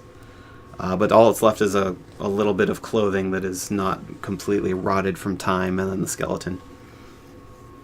do the robes look the same as the ones that I'm currently wearing? They're not wearing robes. It looks like it was probably just some kind of common or trade or clothing, something like that. And the body is smallish, so it was either a child or possibly one of these gnomes. Okay, so I guess just point it out to everybody. So, Do you approach? Yep. Okay. Well, I mean, I guess I don't approach. I'm still on Carster's head. It's up to him. Apparently you do approach. If you rummage through the body, I'm assuming someone's going to do that at least. You don't find anything of value. It seemed to not be wearing any or having anything equipped that was not cloth. So most of it has rotted away. And for whoever had that warfare, I can't remember who that was. Sorry. I believe that was that Grok? Or? Military lore? Yeah. Was that Groar? Mm-hmm. Yeah. Again, looking over the body real quick because you've been doing this, there are no signs of any physical damage. So again, your best assumption is he probably died of starvation or hunger or something similar to that. The skeleton's in too good of shape for him not to have died of natural causes. Mm-hmm.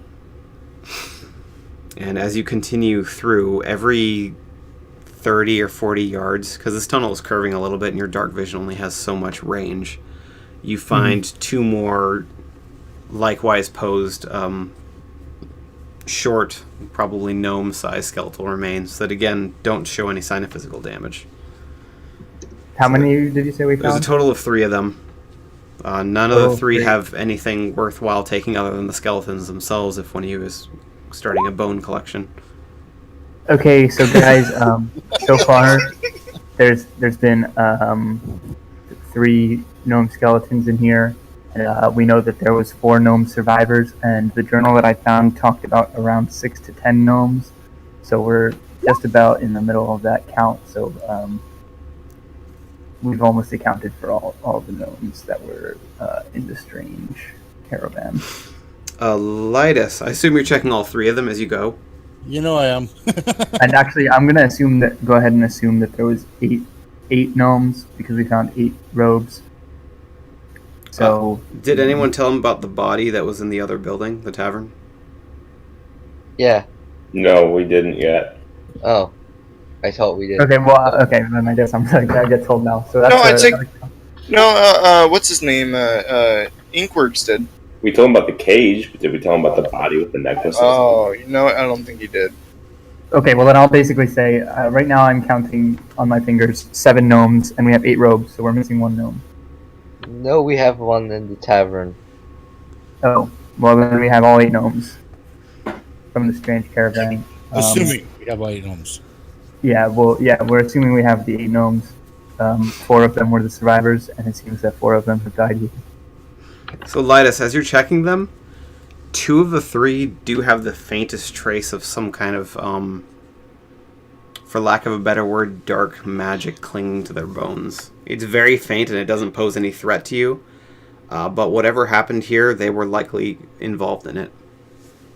So I relay it back. There's definitely been magic used here once again. So as I address Hasdar, easy. You know smash bones yet? I don't give a crap about that. Do what you gotta do. It won't get up, I smash. How much deeper does the tunnel go? It goes So in total, it's been about 120 yards, and you can see as you continue on, it's about another 30 until it widens out into a large cavernous space. I'll go ahead and I'm gonna get my two-handed axe out. Okay. Can I get my sword ready? Yeah, sure. Is everyone drawing their weapons? Yeah, I'll draw my weapon from the top of Crystar's head. Okay. You look badass, I Listen swear. Do I hear anything up ahead, like water? Roll any perception, or hearing, or listening. I don't know which one it's called. I'm gonna take a look around the whole thing. You can roll either perception seeing or perception hearing, your choice. Everyone can do that as you approach the opening where this turns into a much larger space. 10.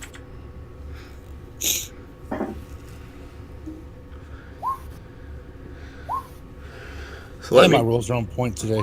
Wow. Ouch. Holy cow. Well, he does have no sight, so. So if you if you get above 10, call out your number and what you were doing, seeing or hearing. 14 hearing. That was too many people at once. 15 hearing. Okay. Who else? 14 seeing. Okay. Anyone else? 15 14 seeing. seeing. Wow. Okay. So for hearing, no, it's completely dead quiet. You don't hear anything. You don't even hear like the sound of wind rustling at all. It's a little disturbing, to be completely honest, how quiet this place is. No drip or anything, huh? Nothing. Okay, so this is the front. I'm gonna rotate and put you guys in the darkness. Don't freak out just yet. Let me know when you want me to use my points. Yeah, let us know when we should freak out. I have some points too, so let me know. Go ahead and use your points. What was it gonna be? I can't say the word. Advantageous of positioning.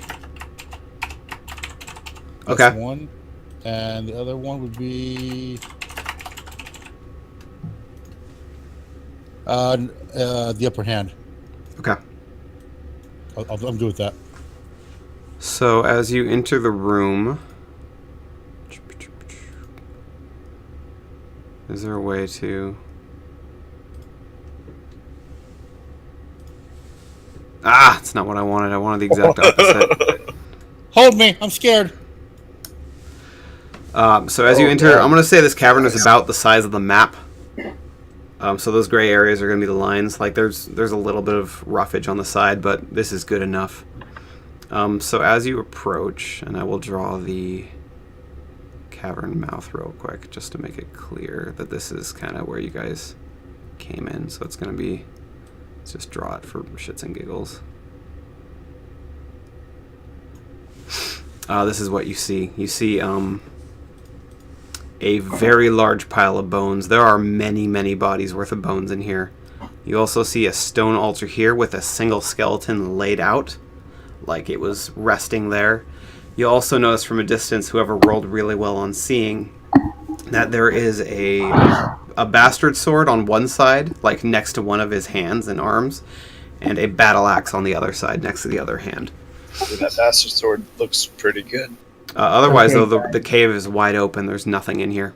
So I have a theory built in my head. So go ahead and use your stunt points, then I'll let you guys move around freely and take whatever actions you wish to. Oh, you already declared. You're doing the one that gives you an advantage on initiative, right? My only happens if something happens. Okay, great. So go ahead and move around freely and tell me what you guys intend to do in here. Well, before we start moving around, just seeing everything in this room, I'm going to tell everybody that I have a theory. So, guys, I have a theory. Just so far from the information I've collected, and while I'm doing this, I'm kind of thumbing through the pages of the Hollow Chapel journal that we were given to take notes in, and I say that. So I think what happened here is that Indignation Initiative was trying to maybe imbue these skeletons with life. If I had to guess, with some kind of magic. So maybe we should not get too close to that altar. Because maybe that's what killed those guys that were trying to crawl out of this time. I'm going closer to the altar. Close to getting. I'm by the pile of bones. I'm gonna be with you. I mean, I guess that means I'm by the pile of bones too. I'm just wherever Crossdar is. Oh wow, Fafner's brave as fuck. Latest and Grar, Or what do you two do? suicidal. Or suicidal. Yeah, you I'm can go gonna one or the look other. around the empty part. Okay, Latest, are you doing anything right now? Or are you just holding back and waiting? Surprise! Arcane Lord. And you get a bonus. Holy shit. Yeah, buddy. Oh, let me go check stuff. Use your stunts, bro. 19. Since I think that's one category next to nigh impossible, as far as like the basic difficulty chart goes, you shouldn't be able to see this, but you can see a very, very faint glow coming from that stone altar and the bones and the two weapons on top of it. You can't tell what exactly is glowing between those four objects, but something there is... There's some kind of magic resting in that general vicinity. You also see a little bit of a faint glow coming off the bones, but you get a strong feeling in your gut that the pile of bones powered whatever is happening with this altar skeleton weapon combination thing, and that pile of bones, that magic is just like probably their souls being drawn from the bodies and into whatever the hell is magically charged between those objects down at the bottom. I'm going to have Grar go next. Go ahead and roll perception searching. I assume you're just checking out that side of the room looking for anything hidden. Yeah. Okay, go for it. 11. As you're just kind of walking around, you find that this area right here, there is a very thin, like maybe half-inch just sheet of water in just a little bit of a recessed area. You don't notice anything special about it necessarily, but there's just a little pool of water right there. Where the hell did the first word go? It's just a pool of. This is a pool of. There you go. What do you want it to Ooh, be? The three of you over by the pile of bones, go ahead and roll. Oh, well, what are you intending to do over there for starters? I was just gonna look to see if there's any artifacts of jewelry.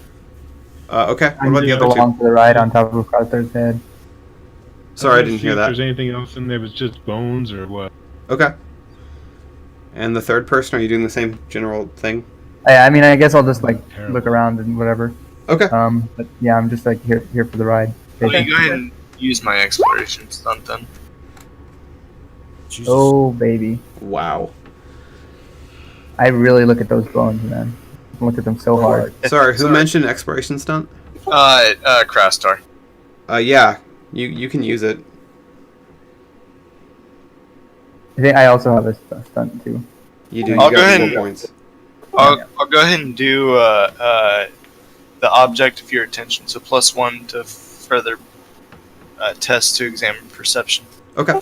of these items. And then, so, Krasdar and Grok, you don't find anything of interest other than the bones in this giant pile, and there are a hell of a lot of bones here. Nick, what stunt are you using, or stunts? I'm gonna do with a flourish. What does that one do? That's the one that makes everybody impressed. Okay. You rolled so well that I'm gonna say just within the matter of 30 seconds, you decide to literally take a head count, and you're just looking from one side of the pile to the other, looking for skulls, and you count exactly 94. So you are. I just say the number. That's it. I just say 94 out loud. Yeah, so you're relatively certain there are 94 dead bodies that were... Something happened to them, because it's... I mean, they don't look like they're... They look like they were piled together, and then as time went by and they rotted, all the bones just kind of collapsed into this giant pile. Like they were killed one by one and just thrown into a pile, is what it looks like to you. Yeah. What you guys see from the outside is it kind of looks like I'm doing mental math, maybe counting on my fingers a little bit, and all of a sudden I just go, 94! I put down in relationships that Cottonmouton is extremely perceptive, but is weird in a cool way. Nice. So Fafner, what are you doing near that very dangerous stone altar? I'm looking around, Okay. looking at the dead body, looking at the altar. Are you going to touch anything, or are you just looking right now? Hell no, I'm looking. Okay, perception CM, Guys, please. By the way, I think we found all the rest of the missing townspeople. 12, 14. You don't notice anything. I mean, well, out of the ordinary is the definition of where you are right now, but given the fact that you're probably in a giant murder chamber, you don't see anything out of the ordinary. It looks like a complete skeleton. There are two normal-ish looking swords. They have some runes carved into the blades of each of the sword and the axe. But there's no like glow or anything that you notice, and the altar just looks like a nicely chiseled chunk of stone that is now resembling an altar. There's no dried blood or anything? No.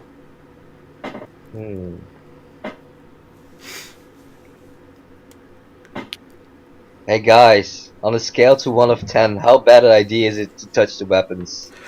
Don't touch it. 94. So what are you guys doing now? Crastar is going to make his way to the altar. I know what you're doing, Lightus. That's all you ever do. I'm smart, man. What do you want from me? No, that's fair. So everyone's gathering around the altar. I would like to. I'm still on Crostar's head, so. But I would also like to suggest to Lightus to do an arcane push or whatever that spell is, to just maybe see if you can push the skeleton. Arcane blast. Arcane blast, yeah, to like blast the skeleton off the altar. Really?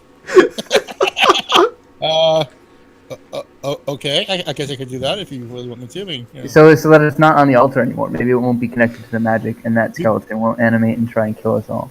For starters, Lightus, since you've already done your research check, looking this all over, you recognize that those runes are part of a...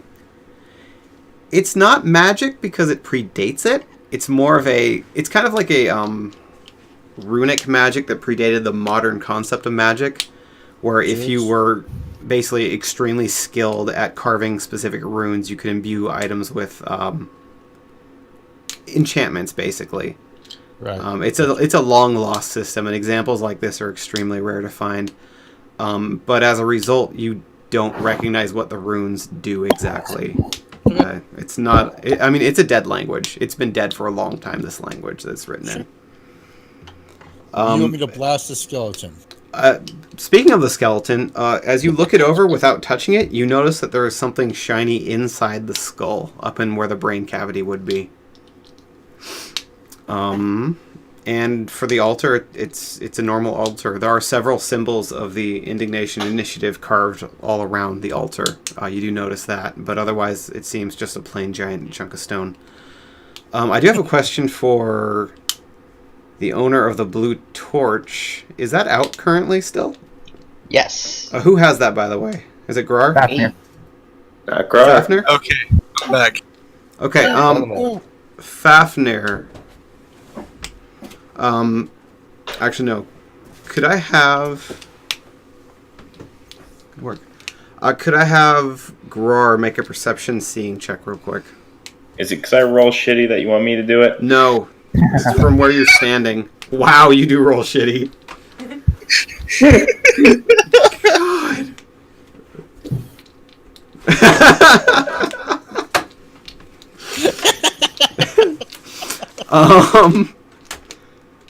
God. You see that Grar has a thin sheet of red liquid on his boots. Just a very thin, like a half-inch. I'm Grar. You mean Fafnir? No, I'm sorry, Grar, you notice it. Damn it, Grok. Grok's the one I needed to roll. I'm sorry.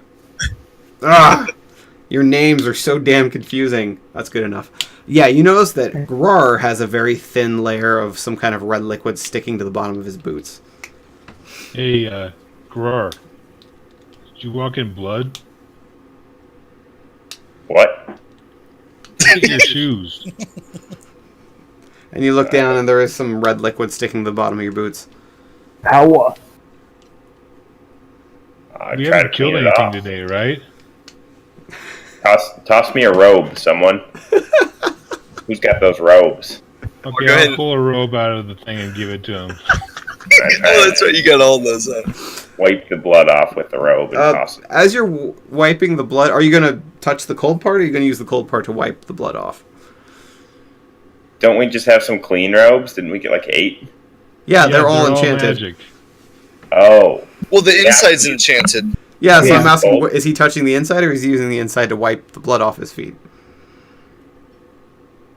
I'm touching the non-cold part and Okay. using the cold part. So as you're rubbing it, the blood instantly freezes. So you kind of like freeze it up and then you chip it off with your fist or a dagger or something. But you're able to get it all off after a little bit of work. And then I look around to see where that blood came from. You follow your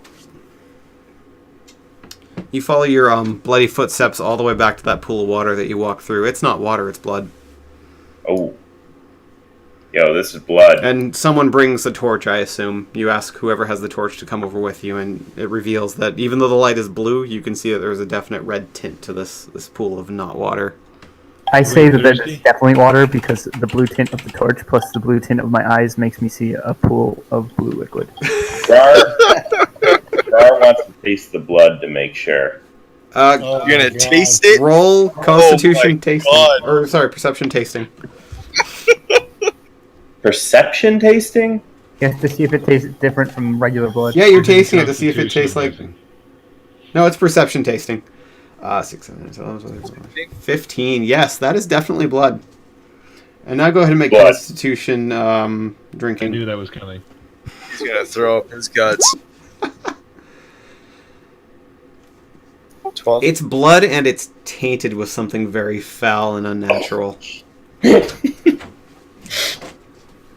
there any negative effects I feel right away? Not immediately, Is that- no. Is that as good as the wilder that you cooked without cleaning, or worse? It's much worse. Yeah, but for me, that tasted good. So There's something funky, unnatural about the taste of that blood in that pool. I just Something let is everyone very know it wrong is with blood, but there's some sort of taint. I'm resisting. I'm resisting. Good job. We all thought I'd it. like to ask Crossdar if he'd like to come try some. Jesus. You me blood meat brothers, we not blood brothers. Brothers. Blood What do you lovers. say? blood brothers. Nice. Me no Blood brother. God. If you're Swedish, you can say it. I'm just saying. Blood the brothers. Okay, is everyone back around the altar now? Yeah. So you said there's a broadsword or a bastard sword, a battle axe, and then a full skeleton on Yes. the altar.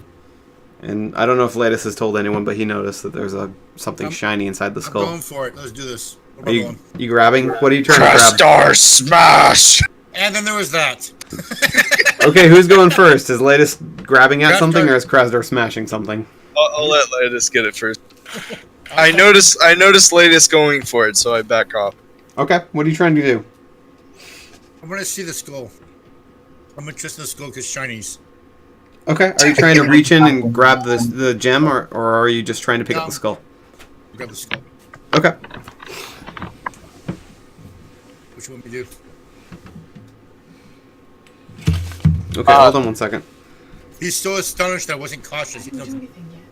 Just wait to keep it handy so that if I need to contact you again. Sorry, talking to the wife real quick.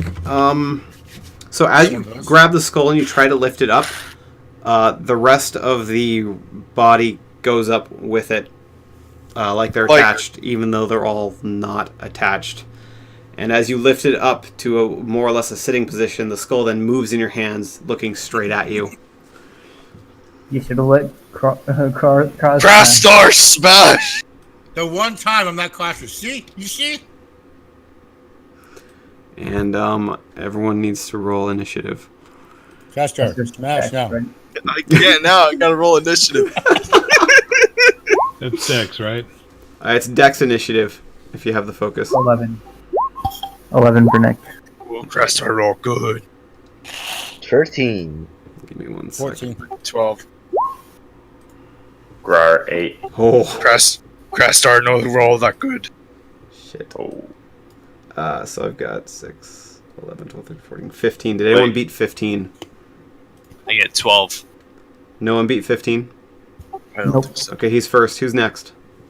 I am. What'd you get? 14. 14 for Latest. Who's next? 13. 13? Crastar is 12. 12? Was there a 13? Yeah, me. Fafnir? Yep. Okay. And then 12 is just Krasdar? Yeah. 11? Nick. Alright, Nick is 11. 10? 9? Rock. Grok is 9, which puts Grar at dead last, if I'm correct. Yeah, you don't have to rub it in. Okay. What is that a photo of? What's that? No, I'm looking at your animation there. What is that? Him? That's so cool. Yeah, it's he's not that big, but yeah, that's what it is. Lytus, you're in Hey, an mate. unfortunate place. Of course I am. He is going to try and hack you into pieces with that bastard sword that was right next to him. Okay. Uh-oh. He's not using aim. 6, 7, He wins. 11, 12. Did he hit you? Yep. You take 8 damage. Okay. And then he will use his minor action to also attack with the battle axe. He's not aiming. 10, 11. 2 attacks? Holy shit. Yep. Okay. Does he hit you? No. 11. I can just check. 11, he hits you. He's going to use those 5 beautiful stunt points there to add 2d6 damage to this one. Oh boy. So that's 8 plus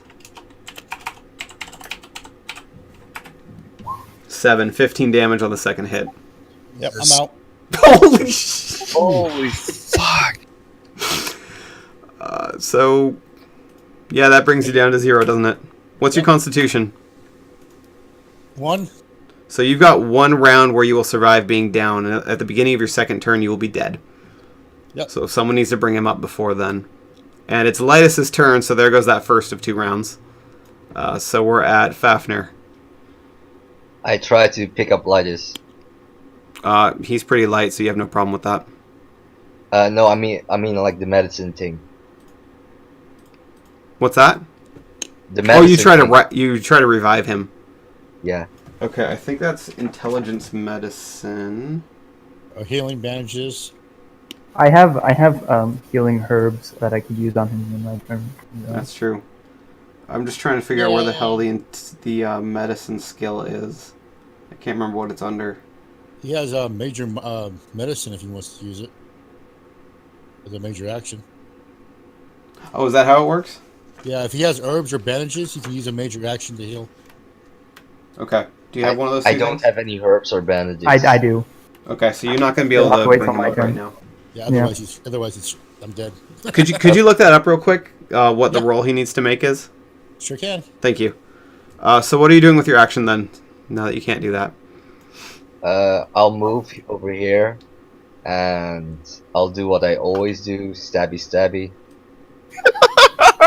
Okay, make your attack. If I would know what I always do, I'd be alive right now.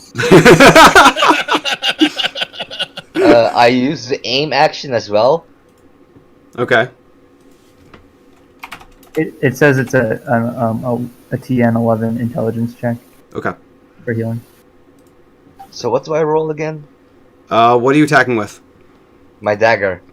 So it's going to be accuracy and then add the dagger focus if you have it. Oh, and you're using aim, so just add 1 onto the top. 6, 7, 8, 9, 10, 11. That's more than enough. Are you a rogue? Yes. What's your dexterity? My dex is 2. You beat him, so add that 1d6 on top.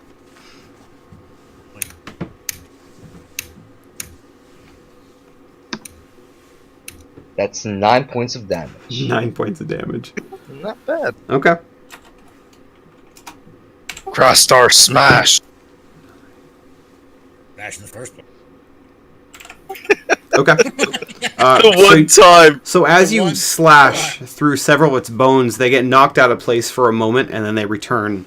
They're still like cracked and damaged, but it doesn't seem to have quite the same bite as you're used to doing with your dagger. It seems you're resisting this damage somehow. So that's your major and minor action. So Yeah. I'm pretty sure you're done. Who's next on initiative? That would be Crastar. Smashy Smash. Smashy smash Crastar. All right, make your attack roll. And are you aiming for minor action for +1? Oh no, you moved, so you're not able to aim at the same turn. I moved myself because I'm still on his head as well. Okay.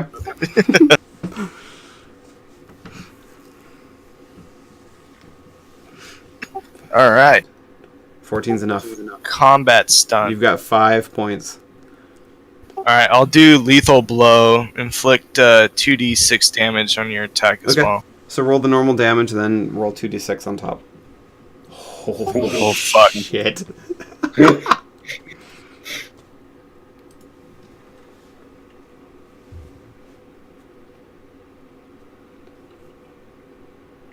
Oh, oops, my bad.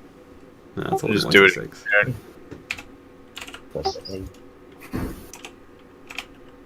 23 points. 23 Plus points another damage. 5. I believe So- somebody just got Babe Ruth. Yeah, that you actually blow part of its. Excuse. Bloody hell! You blow part of its rib cage out the back of this thing, and it does not come back. You've done a serious amount of damage to the creature. Now, is it still standing upright even with this rib Yep. cage missing? More Oh, than that's half of its wonderful. chest area is missing, but it is still standing. So that's your major and minor action. You would be out of actions, I believe. So Yeah. that brings us to Nick. All right, so I'll hop off Crossar's head and I'll go and try and heal. Okay. Latest with healing herbs. So your minor action is to move. Your major action is to roll. What was it, latest? See you It in was- 11. Yeah. 11. What's the Intelligence. attribute? Intelligence. Okay. Yeah. Intelligence, healing. So here we go. Just 18, barely. you Nice. Yeah, don't get excited. What's your constitution? My constitution. Yeah. No, I think it's my It's- intelligence. Add my intelligence. I thought it was your actually constitution. I think it's the person who's being healed constant. Oh god, we all have different versions. You provide some quick first aid to an injured ally. You must be adjacent to your ally. You must have bandages ready. TN11 healing. Oh yeah, plus your intelligence. Successful. Thank God. Stunt die plus intelligence. Yeah, so you get three. 3.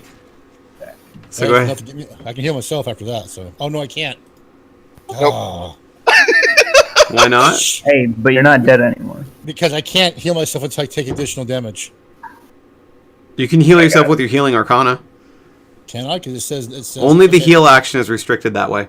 Oh, okay. You can use your healing arcana just fine. So go ahead and add 3 hit points to your token as well. Yeah, I'm just gonna back the hell up out here. It's not your turn. You can't move yet. Oh God damn it! I died.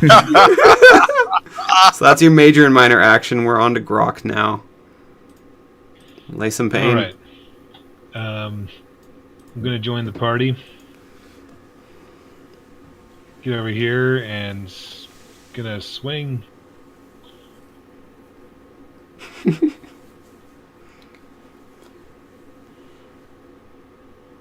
Not you, crap.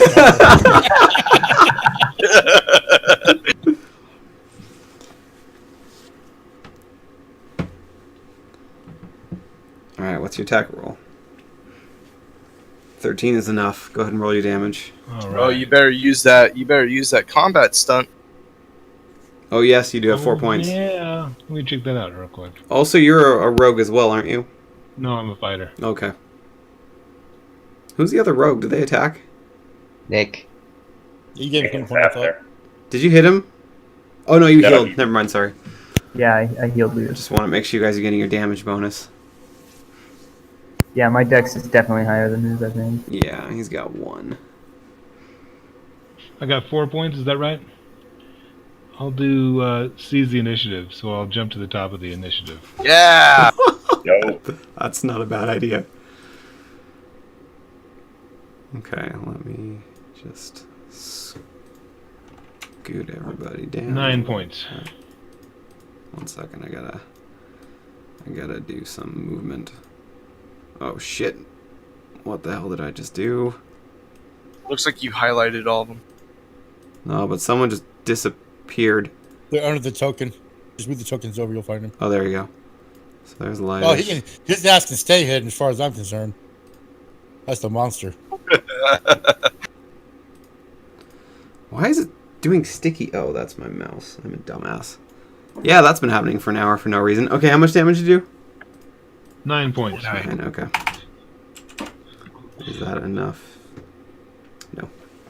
So you hit one of its arms, knocking the entire arm out of position. The battle axe falls to the ground, but then the whole thing just comes right back up, including the battle axe. Still doing damage, but some powerful magic is holding this body together. Attack the head. Grar, it's your turn now. Can I use my major action to pick up Lytus? Yes. I'm going to grab Lytus and just go kind of take cover in this bone pile. Okay, what's your speed? My speed is... As long as Lytus wants to go, I mean, I'll yell at him before ask and be a good friend, but my speed is 11. Okay, you got... I'm going to say it's difficult terrain in there, so you'll be out of speed right there. So Lytus, go ahead and be in an adjacent square to him, whichever one you choose. Okay. You don't want him in the pile? No. So that's your major and minor action. We're back at Grok, who's seeing the initiative. Kill this bastard. Okay, this time I'm going to aim as well, okay? Okay.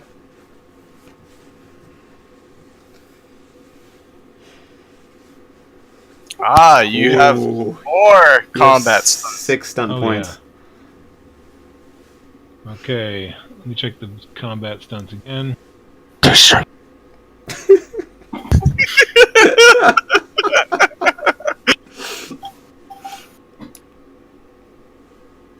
Lethal blow. Okay. Roll your damage and then add 2d6 after. I got one more point here, just a moment. I guess that's it. Okay.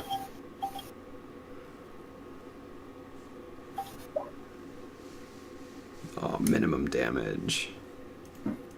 He still has that 2d6 to do. Yep. That's Very much good. better than minimum. So that's 15 total. You hack through one of its legs, and it just stays down, and part of the other leg just gets knocked out of the way. So even though it's missing like the lower section of its left leg, its entire right leg, it is still standing somehow. But you are breaking it apart, and it seems to be getting a little weaker over time as it's taking damage. But unfortunately, that leads to his turn. He's going to use Whirlwind attack, so all 4 characters who are adjacent to him Yikes. are being attacked. Good call, buddy. Thank you. You're welcome. Pretty sure I'm not going to be alive. if I'm sitting there. You're not adjacent. He got you out of there. Yeah, I stayed there. Do your thing, man. Where That the hell? does.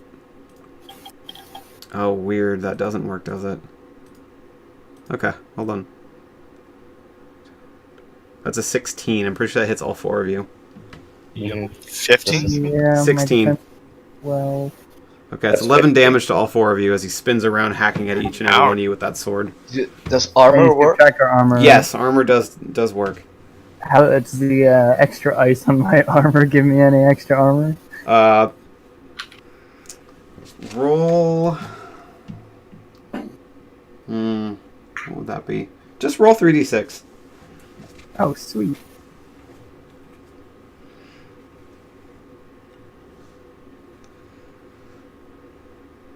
The armor does not shatter because it's brittle. Oh, God. Okay. He is then going to take his minor action to make a battle axe attack against... Hey, has the rest of you taken damage yet? Just trying to track your health. Yeah, I think we've all taken damage. I just don't see the health bars changing. Can you adjust your tokens as well? Yeah. So. Yeah, see, my Okay, token I has can see changed you. a little bit. I need Fafnir and I need Nick's tokens to adjust. Thank you. And Fafnir, what are you at? Okay.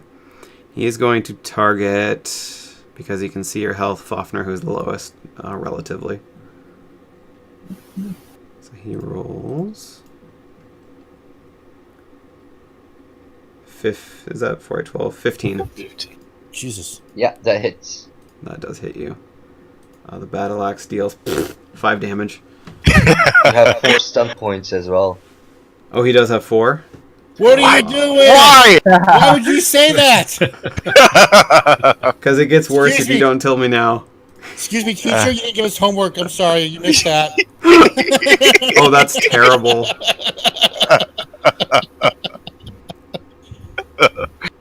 Okay, he's going to use a dual strike and target Nick with the second attack.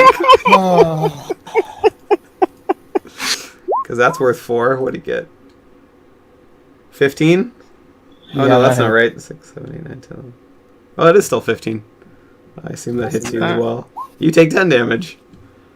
As he swings that battle axe in another half arc, just this spiral Isn't of... that 14? What's that? Yeah, that's 14. That's 14. 6, 1, 3, and 4? Yeah.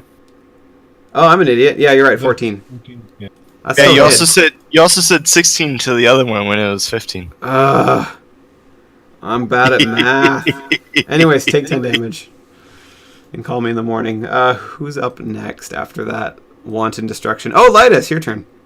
Yeah, thank God. So I think I'm just gonna maybe make a little puppet or something. I don't know what to do here. I'm kidding. I know what to Did do. he say, here. can't you heal? I'm gonna spend 3 MP. Okay. Oh, shit. 17. Not bad. That's the target number. You've got 2 stunt points on the spell list.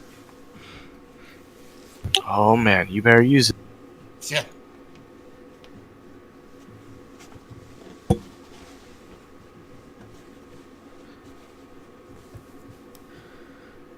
I'm reading one.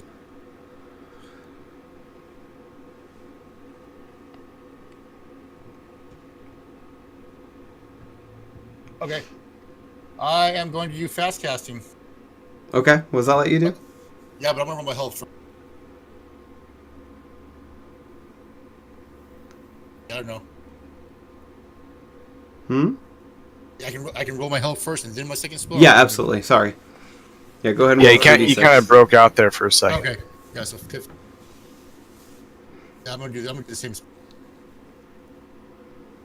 Trying to decide whether I want to do that or Well, roll your health first and then decide. it's 15. You rolled it? Yeah, d6. 5 times. No, you have to roll 3d6. You don't get to keep the one die 3 times. No, really? Because I thought it was 3 times in a row. No, you roll 1d6 for each point that you spend up to 3. Cool. Almost the same though, 12. Yeah. So heal 12, and then what are you doing with your second spell? I'm gonna do the same thing. Okay. Roll Wait, who the are spell you casting again. Is that? Okay, roll Who the are you cast the healing? spell again. 4, 5, 6, 7. Oh wow. That's enough. Is it? Yeah, so heal another however much d6 that you used MP.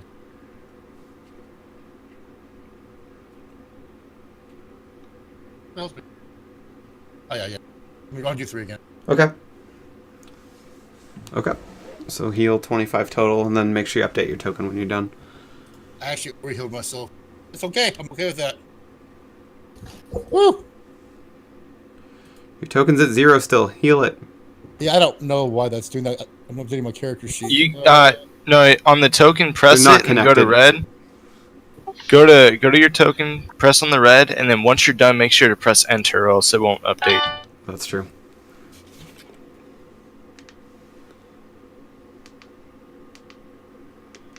Oh, you're at There you full? Nice. Yep. Yep. Okay. Nice. You've still got your minor action, so if you want to move. Come into the bones. No. I'm gonna stand fast, thanks. Okay. Fafnir, you're up. Quick question. Shoot. Can the skeleton duel use his minor action to attack because he's dual wielding? He has a special talent that allows him to do that. Ah, okay. So I aim. Okay. That should hit. 16, yes. And roll damage.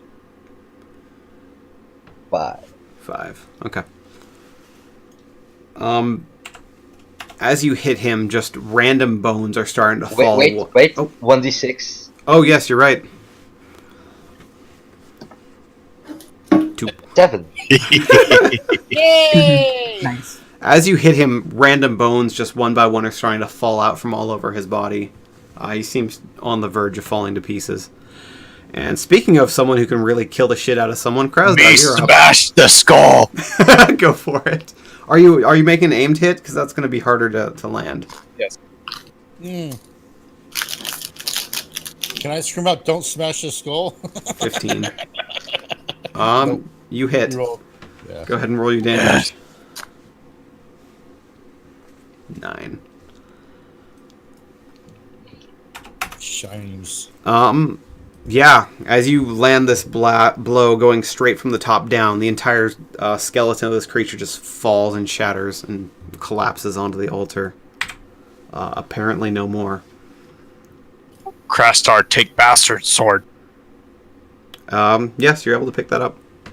As you pick it up, a similar chill ghost starts creeping through your arm that you felt when you put the robe on your head. Me drop sword. You guys see that happen? I want everyone to roll a perception seeing real quick.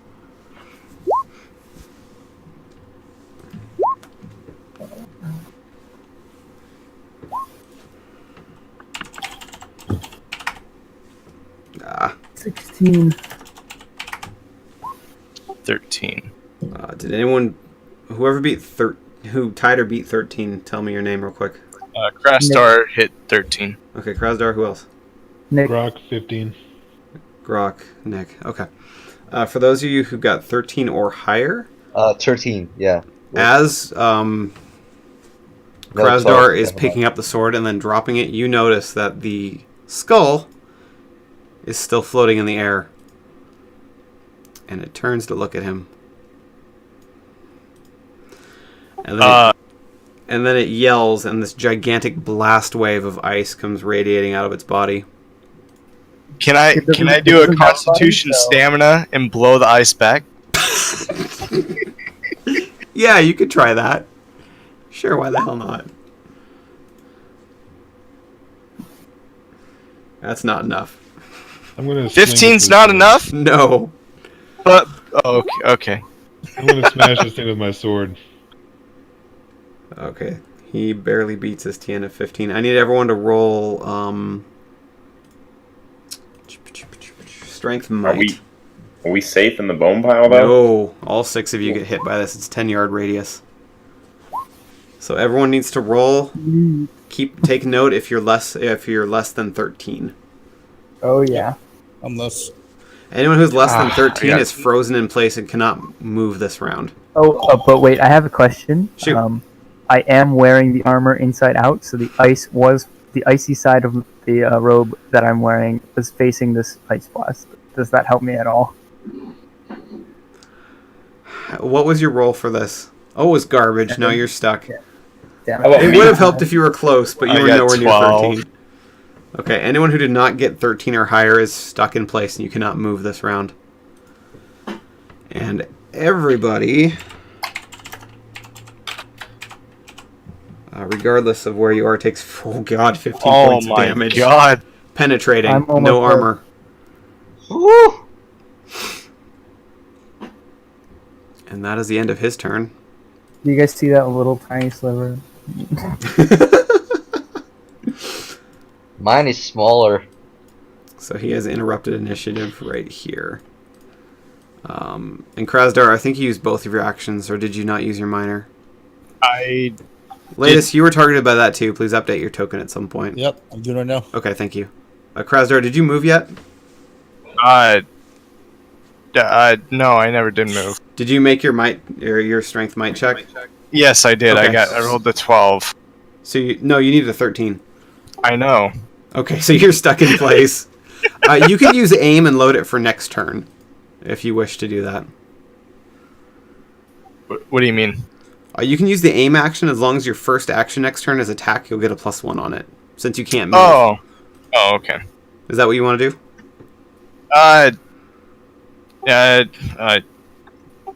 So you said, hold on. You said roll aim, and then You don't have to roll that- anything. It's an action. It's a minor action that you just say I'm using aim, and then as long as your next action is attacking, you get a +1 to it. You don't have to roll anything now. Oh, okay. Make sense? Yeah. Is that what you're gonna do? Sure. Okay. Nick, you're up. Alright. Let's see. I'm frozen. Yeah, you're stuck in place.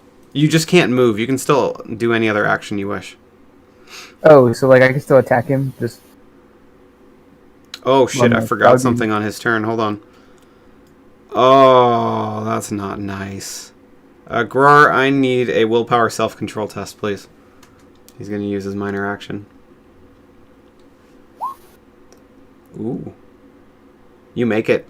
The skull then looks at you, and you feel like it's burrowing into your mind, but you're able to resist whatever it was trying to force you to do. Now it is your turn, Nick. I forgot about his minor action. And so I can't move. Like I can't use the move action, or You just like I can't do it. You can't move off of this spot. You can do anything but move from your current position. Okay. So you can still attack him. You're not frozen solid. Just your feet are stuck to the ground for the moment. Okay. Well. You can take a minor action to try and break yourself free. You'll have to make another strength might check, but it's not your major action, so you can still attack. Yeah. I'll do that. I'm gonna try and break myself free. Okay. So that's your minor action. Go ahead and roll strength might. Not bad. Nice. That's enough. You break free. Okay, and is there? I can use it. There's a major action called run, right? That I can move double my speed. You can move double your speed, absolutely. Okay, so I'm gonna do that. Which Okay. is what 100 feet? Yeah, it's Right. yards. We're not doing feet anymore. But, oh, you changed it up. Yeah.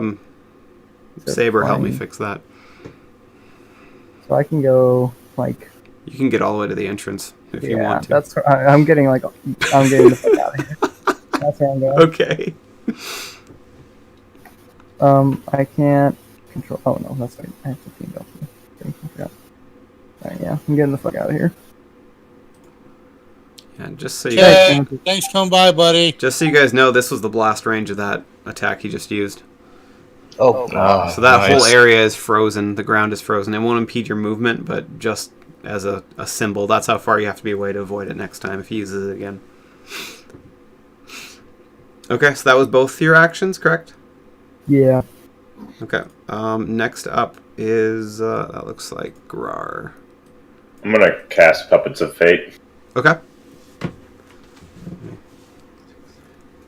That's high enough, and your stunt die is 2. So you have 2 uses of that. I'm just going to put a 2 next to you. And what's your minor action going to be?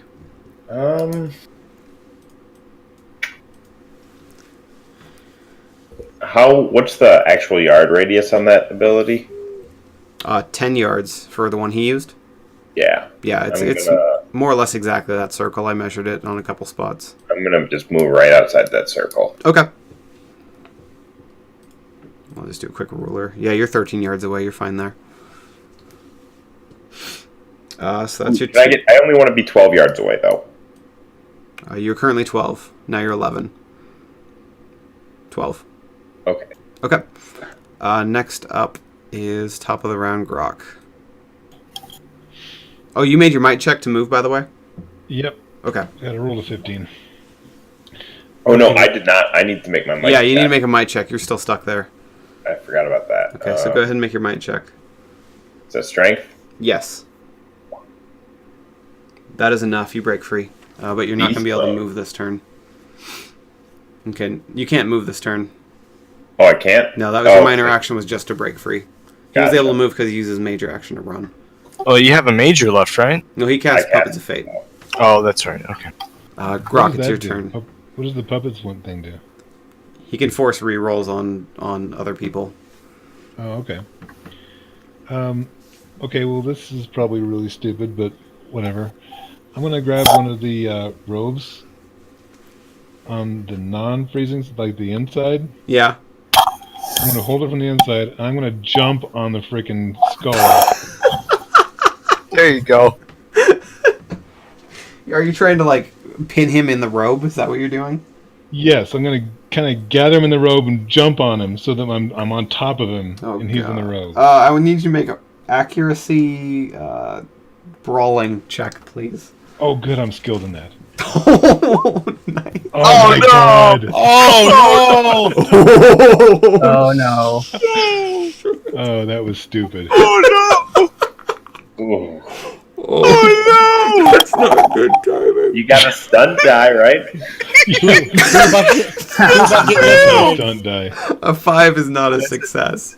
That's a not fail. Yep. Yeah, Okay, that's so a what happens? legendary fail. What happens is you don't use a creature's magic against itself. This is the lesson that you're all about to learn. So you're grabbing the outside, and you're trying to you're grabbing the inside, try to wrap him in the outside, or vice versa. Which one are I you? was holding the inside of the robe, and I was trying to wrap him on the with the outside. Okay. This is gonna suck for you. I apologize in advance. So you're grabbing the inside, your hands start to freeze, and you wrap it around the skull. It doesn't seem to move.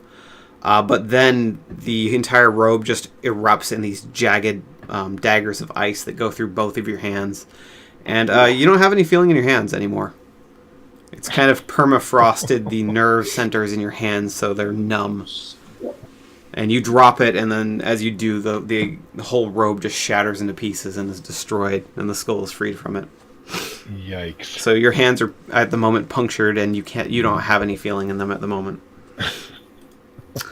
So yeah, that's 111. That was awful. Do you want to use your other action for anything? Do a strength check to get out of there. Yeah, I guess I can try to move, or no?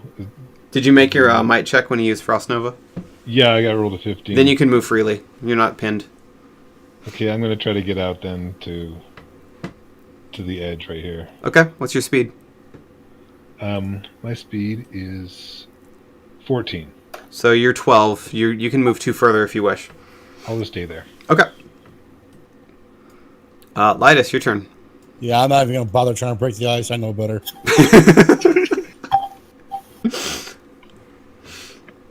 He's being smart. Nice. Well, that's easily a success, and you have 5 stunt points to spend on it. Who are you healing? Myself? What are you talking about? Oh, sad face. What are you doing with those 5 stunt points? You know, we're homies and all, but I like life. So I moved you. yeah, Yeah, I have 8 health left. There's that. I have 9, so fine. Oh shit! Yeah, I only got 1 action. Oh, wait! I don't have any healing shit. Come on, I'm screwed. Oh, you know what? No. How many do I have? How many what? Points do I have? Don't I have stun points? You have 5. Yeah, you have 5. Oh, guess he's getting healed. All right, so let me heal myself first. That's what I was assuming.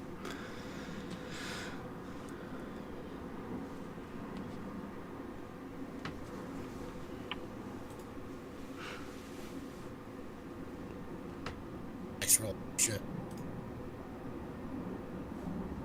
That's the wrong damn fucking. I'm on the wrong game. I'm in my game. So bad. You heal 10.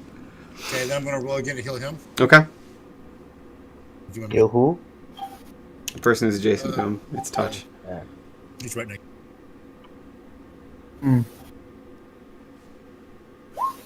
Oh, just made it. You're so lucky. Yes, you did. Where you that's a heal good 14. That's a really good Thanks. roll. Nice. So that's your major action, and your minor action can be any of those other than move. I giggle. Roll. No. I'm gonna actually give you something for that. Roll communication. Where the hell is intimidate? That should totally be a thing. So I'm going to intimidate the school by giggling. Communication deception. All right. Yeah, you can have that. 11. That's not enough. It doesn't seem to react to your giggling. Your maniacal giggling. I was gonna let you convince him that you were thoroughly insane and he was gonna ignore you for a little while, but you were not maniacal enough with your giggling. Fafnir, it's your turn. Oh! You're gonna leave me! You're gonna leave me! We are adventurers! Oh, wait. No, we're not. Never mind. So the whole meat brother thing he's done with, it's not a thing anymore? I'm a meat brother. I'm still here. The Meat Brothers right here. Whack him! Okay. Whack him! What are you doing? He ran away. Well, I ran away because I'm a ranged guy anyways, so More beneficial. I aim. Okay. I whack. Jesus. I miss. No whack made. Jesus. Can So I with- make my stunt points? Aim, that's 10. No, you can't, because you did miss. He unfortunately has a Okay. dexterity higher than 0. I need you to That's- kill him. I'm running out of mana. That's my turn. Did you use your movement or your minor action? Oh, you aimed with it, I didn't you? aimed. That's right. Krasdar, your turn. Crastar, try to smash.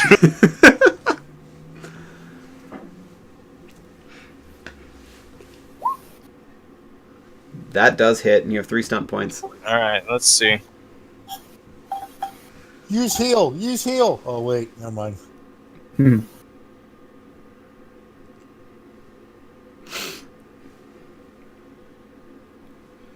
Use heal.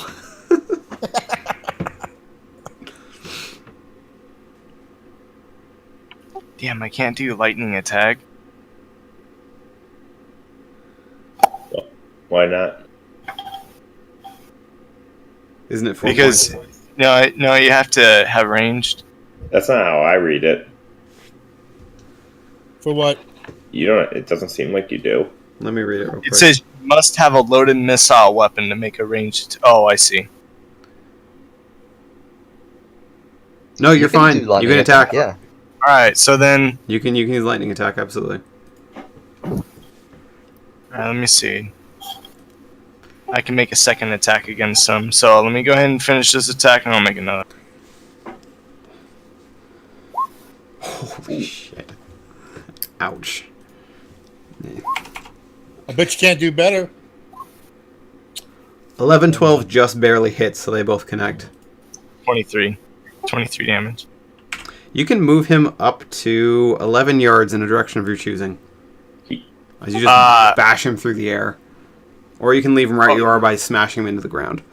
I'll smash him to the ground and into the altar. So basically, you just take this overhand swing and you bash him straight into the ground. He ricochets up, hits the roof, and as he's coming back down again, you hit him again, and he does it again. So you just turned him into a ping pong ball, just bouncing up and down and up and down. Is he continuously bouncing up and down? No, he just goes up and down the 2 times, once for each Krasdar hit. and Pong. But you've put 2 very severe fractures in its skull, and it looks like it can't take another blow of that intensity. It looks pretty damaged. Are you able to move right now? I rolled a 12, Okay, so you're no. stuck. So what are you going to do with your minor action? Actually, could I use a minor to break through, or no? Yes, you can make your strength might check again. Oh, that made it. Yep, so you can move on your next turn. Yes! Unfortunately, that means it's his turn. Oh, no! I didn't realize it moved! Oh, man! Fafnir! Oh, my poor Fafnir. Is he gonna go full power? Is he gonna go something a little bit more different? How could this happen to me? I've made my mistakes. He's moving 1 space, and he's going to use Frost Breath, which I believe he can target all 3 of you with. No! No! Oh, that's definitely a hit. 18 beats his TN of 12, so he does hit. I need all of you to make an dexterity acrobatics test, please. 16? Hey, Krasdar. Yay! It's versus 13, so whoever... Yay! Did all 3 of you succeed? No, I still got to roll. Okay. 9. Latest Nope. gets hit. So Krasdar, you take 4 points of damage. It's penetrating, so armor does not apply. Latest and Grar, you take 8 points of damage, and your speed is reduced in half until the end of this turn. So you're moving at half speed, and then he takes another gander at Grar, and I need another willpower self-control check. Does he even have to cast it? No, this is a special talent. Okay. He's a monster, and it's 6-on-1. I gave him some fun toys. That is not success. What weapon are you currently wielding? A quarterstaff. He would like you to use that on Lattice real quick. So go ahead and roll an attack. Oh Accuracy. What is the quarterstaff weapon in? I think it's Yeah, it's accuracy, right? I also use a quarterstaff as my It's main 10, weapon. 11. That hits you, Lightus, doesn't it? It's fighting, but yeah, it hits Okay, me. roll damage, Grar. Oh no. I don't think it's going to be a lot. It's 1d6, but I'm figuring out how to... There we go. And your strength is 0? My strength is 0. Okay. So, Lightus, you take 3 points of bludgeoning damage as your friend Grar turns to you and whacks you in the head with his staff. Tacky. And then he is out of actions. Nick, it's your turn. Whew, finally. All right. Well, I'm just gonna stick with the classic. I'm gonna shoot him with my crossbow, Go for it. and I'll aim as well. So. All right. That's 8, 9, 13, 14. That hits.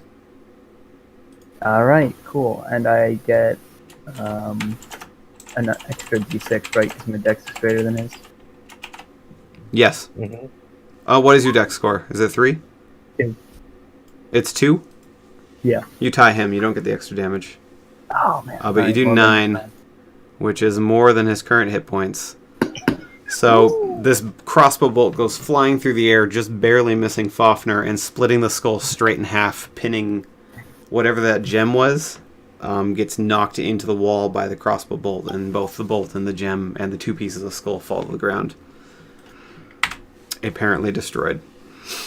And Grar, you get this message through your head as it splits in half. Yeah. Watch. But as far as you all can tell, the threat has been dealt with for now. Oof. Well, thank God. There's a magic fade Next- as well. Or what? Next time you let Crossstar smash. Right? All right. I want to inspect the gem, Okay. but I don't want to touch it yet. You do not want to touch it. Roll perception seeing. That's all you See can what do we without do touching first? it. Why don't you let me handle it first? Wow, that is really good. 19. It seems like a plain red gem. There's no strange glow to it. It's likely a ruby, so it's probably pretty valuable. But it is not finely cut at all. It's very rough. And there is a little bit of a chink where the crossbow bolt hit it with quite a bit of force. Hey, Lightus, is there any magic on this thing? On it!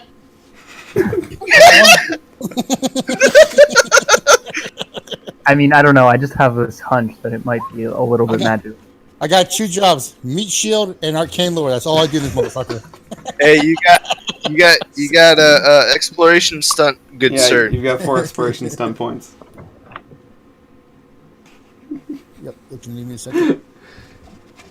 You're doing really well as Meat Shield. I think you've taken 3 times your hit points and damage so far. Right? Let's see. Is this exploration spells? How do you run this? This is exploration. Or interaction if you just want to look impressive to your friends. You've already impressed me enough. No, I'm not done yet, buddy. Yeah, I mean, I'm cool. Just see what it is. There's no reason. There's nothing really to benefit. There is the traces of that powerful magic. It looks, as much as you can see magic, it looks the same as whatever has been afflicted this region, and the reason why no plants and no animals are coming anywhere near here. This is the source of it. It does seem to be inert at this point. There is no active magical enchantment or presence or energy in the gem. It seems to all have been good. discharged. You want Crossstar smash or no? No, smash. No, so I'm gonna We go over should here. probably wrap it in one of the robes and bring it back. So I'm over here if you guys get hit by something. Just let me know. I'll take the robe off my head, and I will wrap the cold part. I will wrap the gem into the cold part of the coat. Okay, you have a cryo-frozen Also, ruby. I think it's fair to say I probably noticed the freezing of my armor throughout this Yes, at this thing. point you've noticed there's So a I will take the robe that I'm wearing on. There's like a solid 2mm sheet of ice completely on all of your armor. It's going to take a little bit of work to chisel it all off without actually cracking the armor on accident.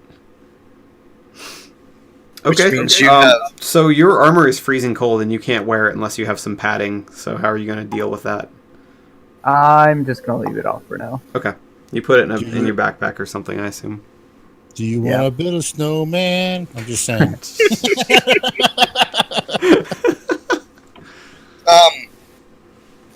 Let's see. Can I get one of the coats from? I think it was it Grar that had the other coat? Right. I'll just give you the one I just took off. Oh, okay. Okay. I was gonna use one of the coats to wrap the bastard sword, Okay. the handle, Just- and Yeah, I was gonna wrap make the this cold glove. part. Yeah, make a grip out of it Okay. because I have smithing and stuff. Because I have smithing and stuff. So I don't think that would make a difference. you wrap it and you grab it, and that chill, while slower, is still slowly creeping through your arm. The robe does not protect you fully from it. All right, get another robe. Can we just Get check another it? one. I can just check the sword, man. Okay. I mean, dropped the sword. I dropped the sword for you to check. Two jobs, brother. Arcane lore meet shield. I got the lore thing. I'm There good. you go. Let's do the lore. Let's see the lore. You gotta move closer. I'm not close enough for it. Ah, finally a bad roll. 6, 10, 12, 14. 14. It's not bad. You can't tell what those runes mean. You'll be fine. Just pick it up. Why don't we just toss it in one of our Can I giant bags? take a look at the runes and see if they're the Yeah, same? we do have a couple Yeah, giant. you can roll arcane lore. I want to check if they're same runes as my torch. As your torch. Actually, the runes. Would I recognize these as the ones I saw before? Before where?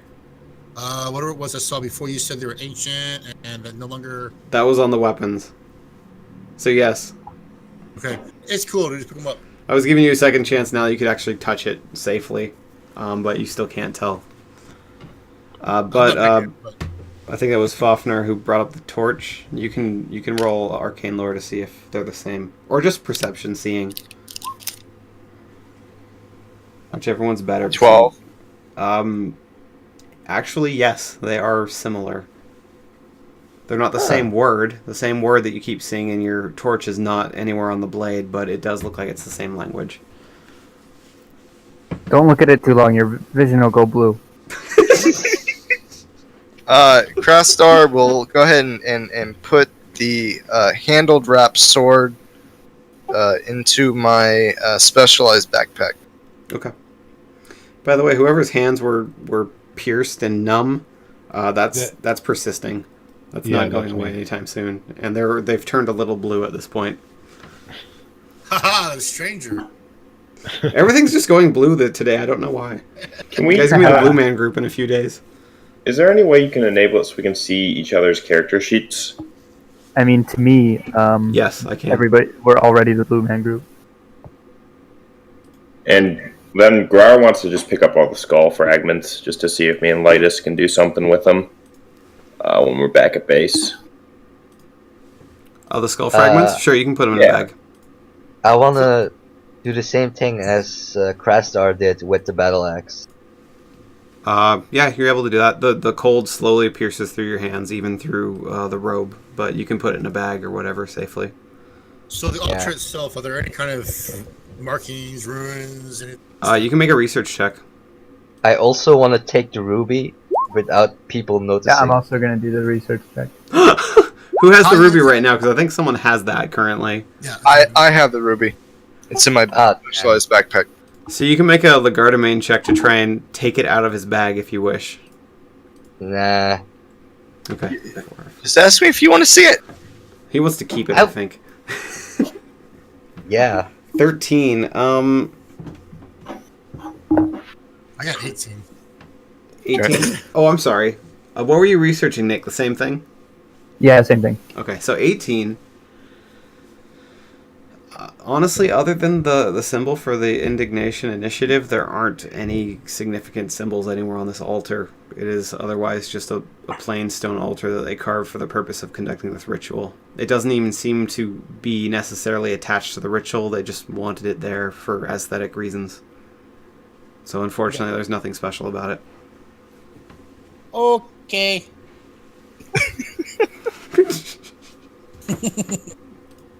I'm actually whenever my turn comes back around, I'm gonna heal somebody who needs it. You guys are in free mode at this point. You can do whatever you want. Okay. There's no active threat.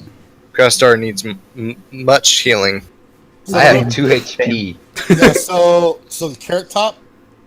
You have Yep. 3. I have 3, yeah.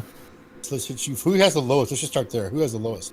I have 2. Okay, let me put it this way. Everybody's not getting healed. So Let's get in line. I think I'm second. I think Hoffner's first. I'll give you a little bit to get you out of the cave, but that's just about all you're gonna get out of me. I'm freaking tapped. Why are you going back in the blood? What are you doing? I just told you I can't heal you. I don't want your healing. Can I touch? I'm gonna give you 2, okay? I'm gonna try to spread this out. I'm gonna be able to let everybody up. Damn. Oh, nice. Thank you. All No. right. Next. You have a coupon or any kind of offer or anything? No. Okay. I have a promo code. That was 2. That was 2, by the way, and this is also 2. Ooh, getting really low. You better hope to God you don't need me anymore today. 15. Also gonna get 2. See, I told you guys would want a healer. Nice. All right. Anybody else? I got 3 mana left. Grasstar needs healing. You have to get closer. It's a touching thing. I'm right next to you. I get to touch. I get to touch your no spot. It's so exciting for me. Oh, as long as I heal, please. Nope, that failed. Nope, you don't get shit. Oh. That was also 2, by the way. So I got 1 mana left. Oh, that's unfortunate. Come back. You can have my last mana, buddy. Oh, you good I'm friend. excited. Come back. 7 health, not enough There for you fire. go. You get a whole 1d6. There you go, buddy. They're not done with you yet. Ah. Gar. What? Oh, 11. They're not done with you yet. Oh my god! They rose out of the blood. Okay, so you're freaking dead. I'm leaving. You're on your own. I gotta tell you. I've meat shield enough for today. No, he's just having pool of blood hallucinations. Okay. All right, I think I'm ready to leave. So you guys collected the sword, the Ruby. axe, the ruby, the 2 halves of the skull. Are you taking anything else from this room? No, we vial of leave. blood. What was that? I'm gonna take a vial of blood. As well. Okay. Do you have a vial on you? I'm gonna soak my rope in the blood. Okay, sure. So there Hey, you go. so we have water skin. Does it heal us at all or no? No. Okay, well But then, you can rest an hour and gain a limited amount of hit points. Can I fill my water skin with blood? Well, I think we should just spend one more night here, get full health before we. Right here? I'm not standing here. In the I'm pool of blood, No, there's room not, for all not 6 in of you. here. I mean, like back where we stayed, like above ground. Alright, we're leaving. Okay, you guys head back above ground. going back to McDonald's. They have free internet. Screw this place. Hold on 1 second, I'll be right back. Oh God, he's putting another monster up. Yeah, I'm literally It's- completely out of mana now, so you're completely on your own. I can't even fight. Suddenly, dragon appears. We're gonna take a quick 5-minute break. I'll be back in 5 minutes. I'm gonna grab some- Okie dokie. Cool. Yo, so anyone who didn't leave, are we down to burn this place down before we go? Yeah. Well, it's kind of So we- stone. So it's We okay. burn everything and trash it. Yeah, I mean everything except for the chapel. The chapel's stone, so. That's what we got Craftstar for. Smash star. I do think though we should hook up that the caravan that's not really like decrepit or anything. We should hook that up to our horses and take anything of value with us. Yes! Money! Do we ride our horses here? I believe we did, yeah. Wait. Is anyone not taking a break? Because I have some questions. Good. I'm probably hearing you. If it's about the lore, I'm not 100%. I thought the Kindred took care of the 94 people in the city. Did they just take care of the gnomes? No, they only took care of the survivors, which was Survivors. Of the surviving humans. No, Right, but gnomes. It was gnomes. the Four thing gnomes. is, I don't think this is part. I don't think this is them. They didn't know. Yeah, they didn't. The Kindred didn't know about this. I think. Because there's an altar, and we don't use altars or blow up. Yeah, them out. we are the first people, I think, to discover this. Why did the Kindred think they did it then? I guess that they just didn't have another explanation. I think. I almost feel like it's not related. Yeah, I think that was just like the scapegoat almost, because I think the lore is that the humans in Terrell investigated it, and they came up with the conclusion that the Kindred, with their mind abilities, just made the people go crazy, but they didn't really have a real full explanation for it. Okay. But it's something that I should be able to clear up. So yeah, but like that would the whole reason that we were sent here to investigate this in the first place, because the original investigation was kind of like shoddy. So, sorry. Good. Go ahead. No, I'm cool. So did anyone else notice that there are 10 dead bodies? Not 10, but 100, exactly 100 dead bodies? Oh yeah, that is a little weird. Because there was, 6 in the... Yeah. So far. This is not the well, only place. technically 101, because there was 94. There was 94 in the pile of bones. Then there was 6 in the cage, and then 1 on the altar. So that's 101, and then the 8 gnomes. So 109. Or but 4 of the 8 gnomes. Not So. counting the gnomes and the revenant, that was 100 bodies. Yeah, well, there was 94 in the pile, then 6 in the cage. But isn't there another place we still have to go to that has a string wall and all that stuff? I thought there was 2 of these. No. Yeah, there was 2 places. There's this 2 was the places. second one. Okay, This is the second one. Okay. So yeah, there was 100 in total dead people here. There's 105. There's 4 of the gnomes, 4 of the 8 gnomes, and then 101 townspeople. Yes, because there was 94 in the pile of bones, and then the 1 that we just fought in the altar. Are you also counting the one in the wardrobe? Oh no, didn't count the 1 in the wardrobe. So. Craftstar good at Smash. You let Craftstar smash. Yeah, I'll let you guys know from now on, you all do all that fancy shit. I'm just going to stay back in the back like I've been playing it. That's just nice and safe back there. Yeah, I think plan number 1 from now on should just be Craftstar Smash. I don't know if I necessarily agree with that part of it, but I'm definitely not touching anything else. I can't take a hit, so there's that.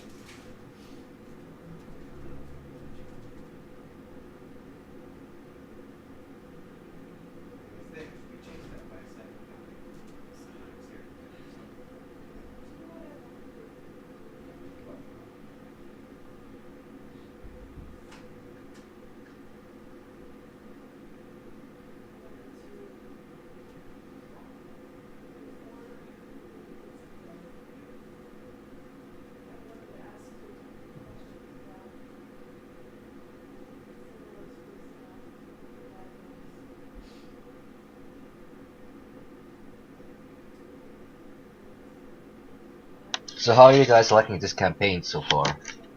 Not bad. Yeah, it seems it's pretty fun so far for me. Yeah, I'm enjoying myself. Fun.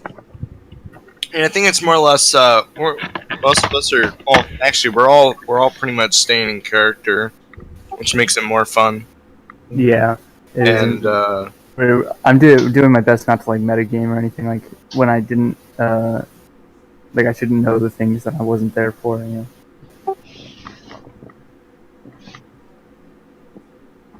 And do things that might be a bad idea, but if it fits with the character, do it anyways. Yeah, exactly. Like, I wouldn't fucking touch that altar with a stick. Try to start your smash altar. Good night, my darling.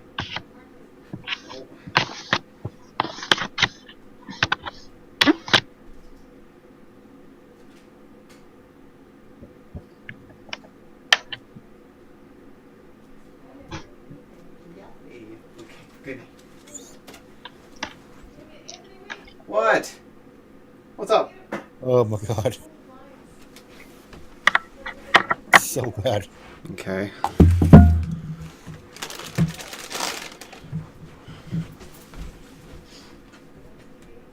Yeah, that fight did not go well.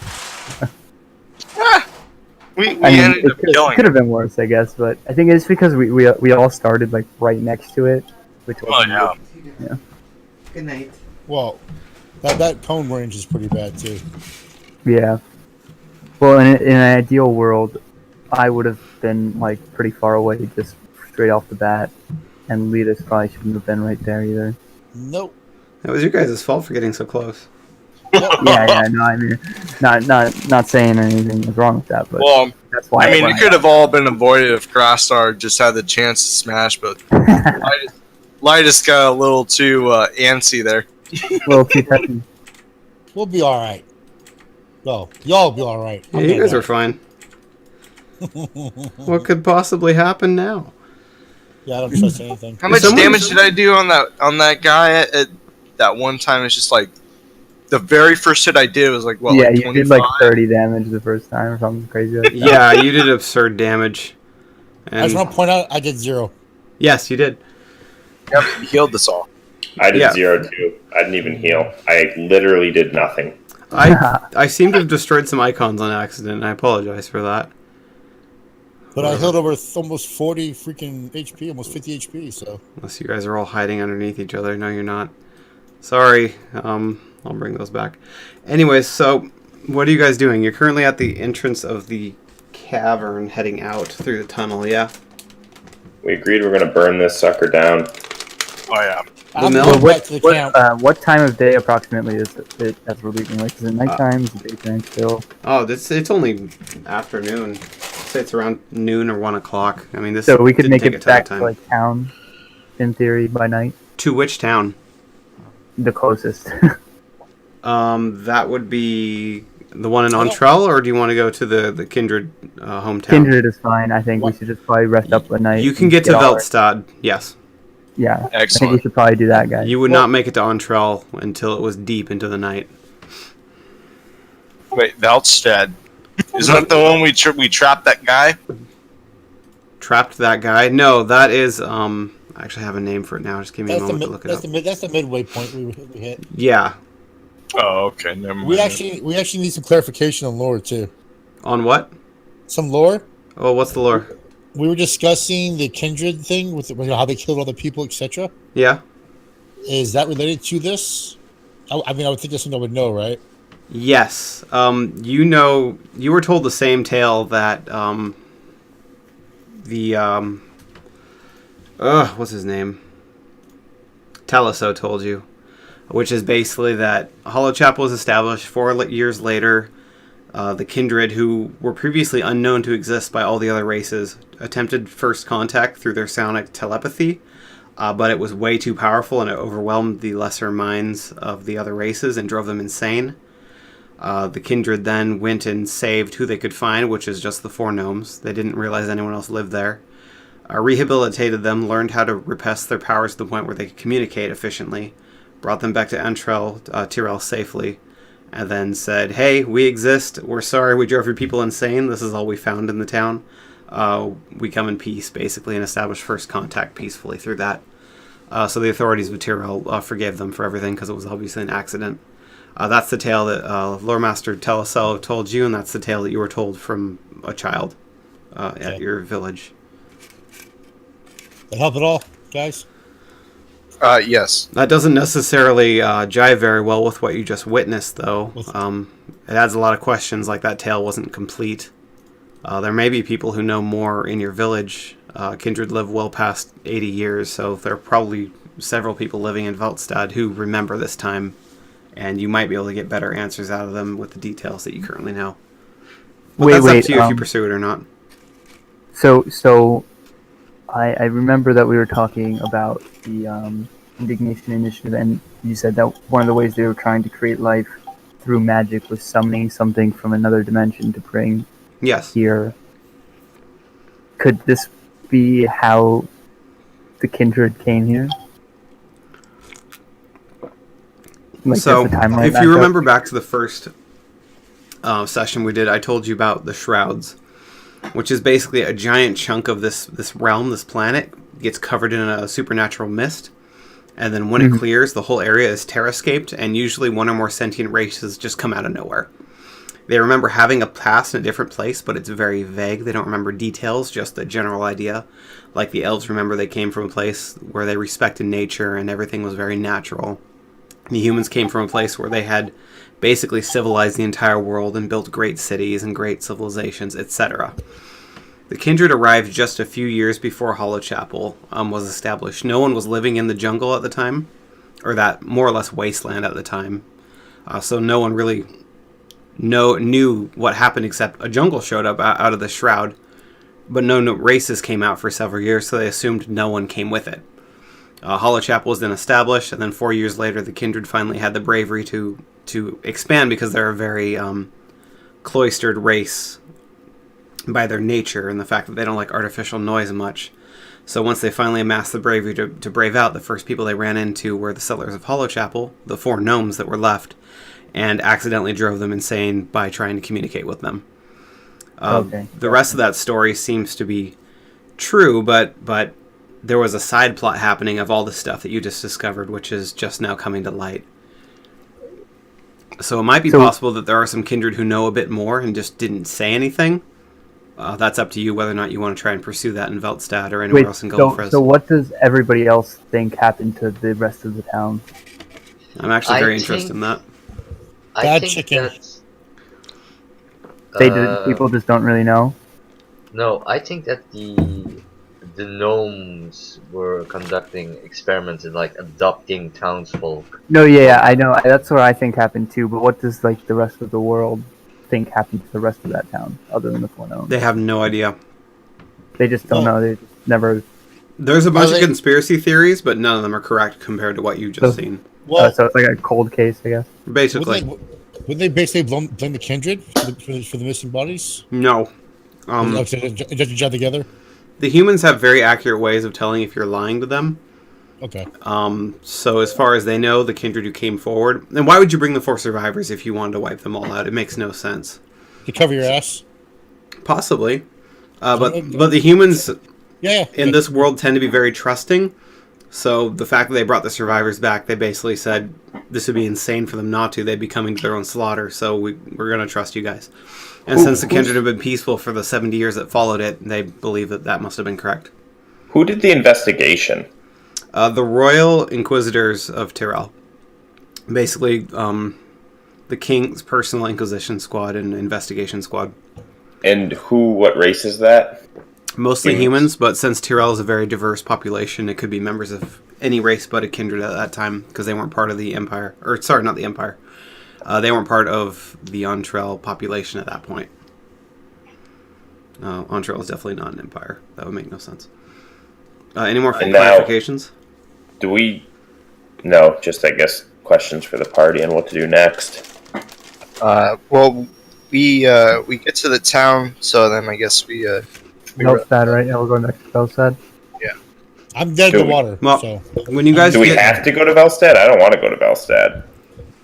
I just think it'd probably be a good idea to rest up a night before we start the long journey back. And also we could tell the Ascended about what happened here, for real. I don't know, the Ascended aren't my boss. I'm not getting paid by them. I don't know why we tell them unless our Kindred has a need to, but even then I'd say they're not I don't like them. Yeah, let's just we got their permission to be here. Let's just go Well- back to our guild after we rest. Let's. I mean, do we want to go further with the investigation, or are we done? Because if we are going to go Good further, then point. we go back and we start asking questions to the kindred. But if not, then I'm done. Oh yeah, we could ask some questions to the older kindreds as well if we wanted to. But any more battling, I'm out. I can't. I have no mana, so I'm worthless to you guys. Yeah, we need to go and rest up. Yeah, I think we really just need to rest up before we go back. Okay, so you guys gonna go back to the inn and rest another night there, like you did last night? Yeah, I think so. So I want everyone to roll perception seeing as you guys leave the mill and head towards the inn. Told you can't trust nothing he does. 12. I need 12. one more person, please. That's 1 6. second. 13. Ooh. 15. Does anyone else have a 15? No. Okay, Fafnir. As you're walking by the 5 caravans, or wagons basically, resting in the courtyard, you notice there's a small necklace sitting under one of the 4 that was looted. That apparently guys you haven't seen before. I say, guys, stop for a bit. And I go towards the necklace and pick it up. Okay. The symbol on the it's made of copper, and the symbol on the front is the Indignation Initiative, the same one you found on all the robes. And as you look on the back, there's a word. There's 2 words. The first one is been carved in, and the second one has been scratched out so badly you can't make out what it was. What was the first word? Fafnir does not know that language, so he doesn't know. Say, do anyone speak Gnomish? I probably do. Being a gnome, yes, I'd hope so. Yeah, of course I do. He's not cultured. He doesn't know. Skip those classes. I mean, no, yeah, I really didn't like most of the people. The word on there is crave with a K, and that's a name, a female name in Gnomish. The last name has been scratched out. You can't make out what it says. All right. Well then, I guess that's that. Go ahead and take that down in one of your notes.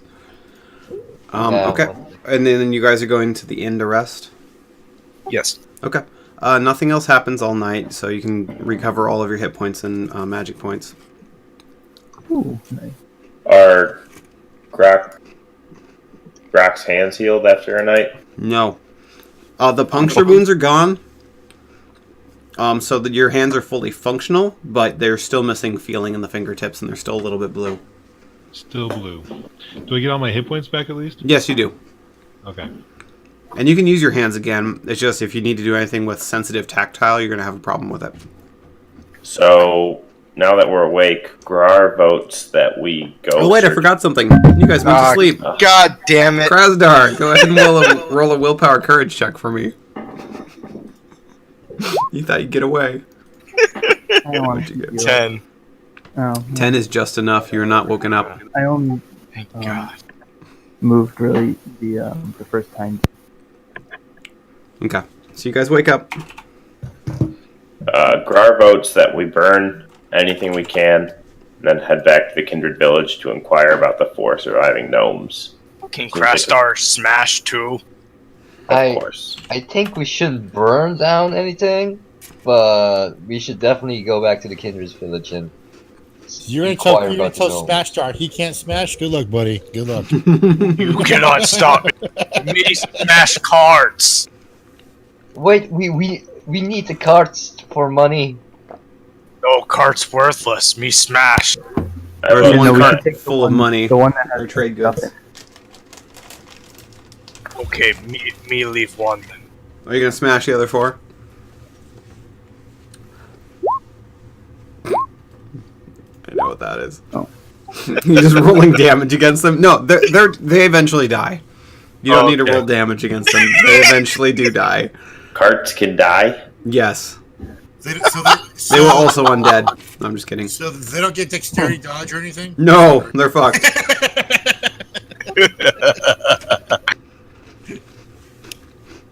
So over the course of about 10 minutes, you just watch in a combination of dismay and thoroughly impressed as Krasdar just single-mindedly hacks into tiny little pieces all 4 of these carts. I'm not impressed. There's nothing left, just a big pile of splinters. I golf clap. Thank you, thank you. Yeah, I do my usual face palming thing. Yep. Okay, I got that out of my system. We leave. This time. We only travel like 3 miles, right? And smashes again. Yeah. It's like addiction. Do we take the intact cart with us? Can't we hitch it Yeah. to the Minotaur? Let's take the intact cart with us. Krasdar can hold the last one. What's your strength, Krasdar? It's 3. You need a little bit of assistance. It's too I'll heavy for you to help. move alone. I'll What about help. our horses? I jump in the cart. What's your strength? My strength is 1. You need more help. Who's got 2 strength? Someone's got 2 strength. I've got 2 strength. You gonna got help pull 0. it? So where are the horses? Oh, you guys have horses, that's right. Yeah, you could hitch 2 horses to it and that'd probably be enough. Okay. That'd be easier. But 2 you'll have to walk. It would still be entertaining to watch the Minotaur pull it, though. I'm just Krasdar will walk. Okay, who's the other person who's walking? Yeah, I'll walk. Okay. I'll ride in the cart.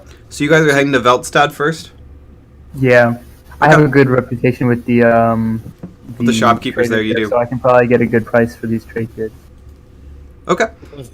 So the travel to Veltstad is uneventful. You're not ambushed by any more wilders or anything. You seem to have cleared out most of that camp. And you arrive. Except for Nemesis. The gate guards welcome you in. What are you guys doing here? Who has the gym?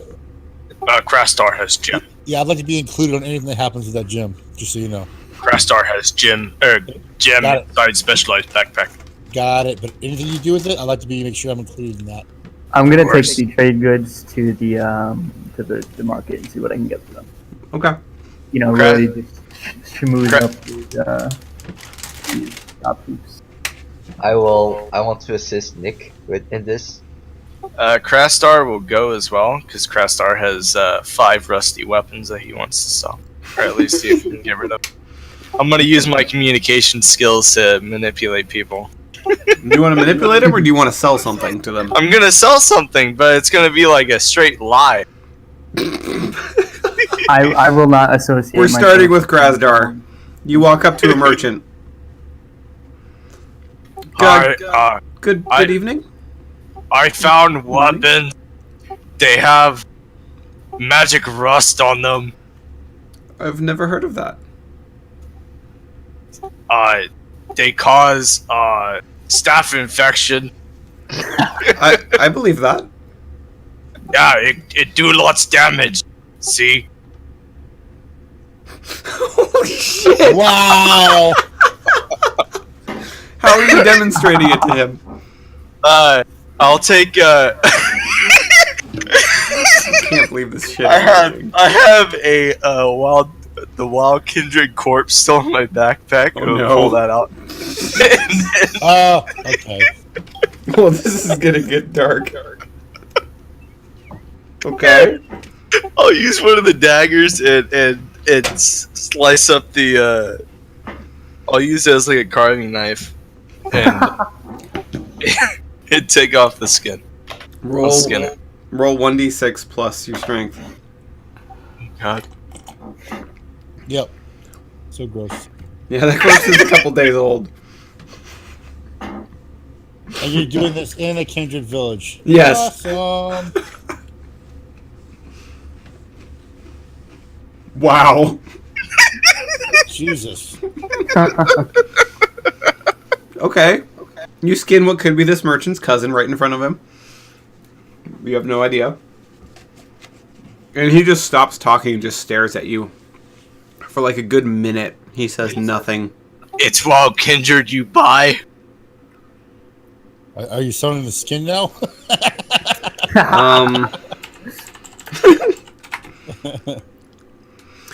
He mistakes this as a threat, and he says, yes, of course. Put them down, please, on the table, and I will appraise them. Just don't hurt me. Yeah, I put them down on the table. All 5.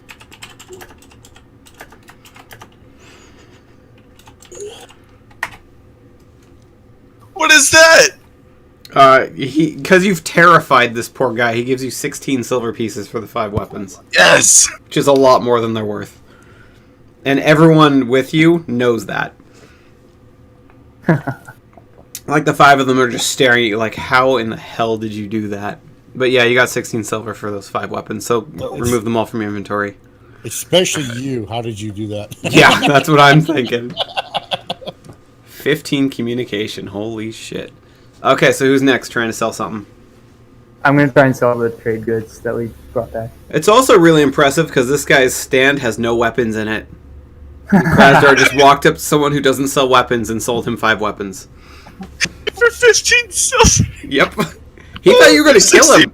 16 He silver. thought you were going to kill him. Like, you were just this demented minotaur that's more than twice the size of anything he's ever seen, who gutted one of his kind right in front of him, and he's just like, this guy's going to kill me if I don't give him money, so I'm just going to give him the money and get him out of my face. Okay, who's up next? I'm going to just, like, go to, all my buddies, all my friends. Yeah. And just, give them their pick of the litter of what they want from this, and try and get a good price out of them. You're just trying to get the whole caravan sold? Yeah. Okay, but, like, roll. at better than average price. Yeah, roll communication bargaining. Can I give him advantage on this? You can roll it as well, and I'll take the higher if you're going to try to help him. 13. It's going to be +2 for your rapport, so 15. You've got the higher result. Between all of them, you managed to sell everything between the various friends that you've made, and you make a total of... why am I not... 27 silver pieces, selling the whole lot. Alright, I guess I'll have to split that. That's including the wagon, by the way. So one of them, the last person you go to is like, I'll take the wagon too, why not? And throws an extra few silver let's pieces. divide that by 6, I guess. Okay. Everybody gets 4.5 silver pieces. So let's say everybody gets 4 silver pieces, and I get all the rest for, finder's fee. And you take the other 7? Okay. You divide it out. Is anyone else trying to sell anything here? I'm not trying to sell anything, but I want to take the robes I have left and go to, like, maybe the temple or the elders or something. Look at them. You could talk to Ladus. He would know who you would want to go to. I kind of want to go with him and take the skull and see if there's kind of a magical building with scholars or... Ladus, you know where to send them. Are you willing to tell them that, or do they need to go? Sure, I point that building over there. Okay. Yeah, this is... there are 2 different ranks. There are elders who are older, wiser than the average kindred, and then there's the 5 ascended who are considered to be well above them as far as wisdom and knowledge is concerned. You won't be able to talk to them. He's put, yeah. You need to have a good reason to talk to any of the ascended. But he points you to the hut of the village elder, who's basically in charge of all things arcane. Okay. So you guys walk into that building. Yeah. So will Krastar go with, because I have the weapon and the stone as well. Okay. So you walk in, you see this very old, shaking a little bit kindred, who's got like the Albert Einstein 2 puffs of hair off to the sides of his head. He looks up at you with these giant spectacle Hubble telescope glasses and says, "Ah, good morning. What can I do for you, young whippersnappers?" We just returned from Hollow Chapel. Oh, really? And we have some items that we were wondering if you could inspect for us. No, bring them forward. I'd be happy to look. I pull a robe out of my bag. Okay. And I'll take out the cryo frozen ruby that's wrapped in the ooh. One at a time, just for my sake. Wow, that's a fucking amazing roll. You pull it out, and he immediately sees a symbol. Indignation Initiative. Very interesting. What were they doing there? Wiping the town out? I'm not sure. There was some evil there. I'm sorry, for what? sure. They killed them? Well, they were involved somehow, it seems. A bunch of gnomes showed up, and then everybody died. Everybody? How many were there? I 100 pop or my head more? in and say 94. 105. Oh, wow. There were Yeah, that many total, I people think, there, and we 100. didn't see them. Oh, that makes me feel very bad. I was one of the ones there who tried to help that whole situation. That's very unfortunate. But I don't want to touch that. That will do horrible things to you, and I don't suggest you try to wear them either. Do very bad things to you over time. Yeah, we found Craft that out. Star, no. Yeah. Unfortunately, no one here is going to want to buy those. Take them somewhere else. We don't want them in our town. What else do you have, though? I'm very interested to see these things. I'm gonna go ahead and put the wrapped ruby back in my bag. Why? Quietly Why? put it back in. And then I continue to walk out of the tent. I'm like, hey, oi, where you going with the ruby? Ruby, you say? I'd be most interested to see that. Why you open mouth? Because you're my homies, man. Oh, come here, big man. Come on, let me see it. I won't take it, I promise. It's okay. You show him the ruby? Yeah, I'll show the I don't want you selling for like 3 silver or some shit. Not too familiar with this. Kinda Good, looks it good. over. I put it back in my bag. He says, wait, as you put it back. Oh, No, you had chance. I noticed there was a nick there, and there was also a strange fracture on the inside. I've seen something like that once before with, what are they called? The one of you with the red hair. What are they called? The race. The little people? Yeah, they called little people. You call them that, they be friends with you a long time. Little people, yes. But the little people came here once. They claimed that they could bring dead spirits back, and they showed us a gem much like that one. They said they had trapped a powerful soul in it, and they were going to bring it back with some ritual, but we told them we wanted nothing to do with that, and we sent them away. Okay. Come to think of it, that was 70 years ago. You found that in Hollow Chapel. Oh no. They went there, didn't they? Yep. They did that ritual there, didn't they? Yep. It seemed as though they did. Oh no. No wonder we didn't find many survivors. They must have all been... Oh my.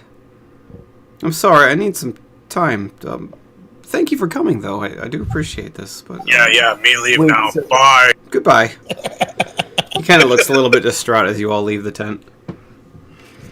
Message. Is anyone else doing anything? Crastar want to leave town now. Everyone else? Wait, I'm a little confused now because I thought that the Kindred made the first contact after the incident. They only found the 4 gnomes. Right, so didn't the gnomes go to them with the gem before that? Yes, before Hollow Chapel.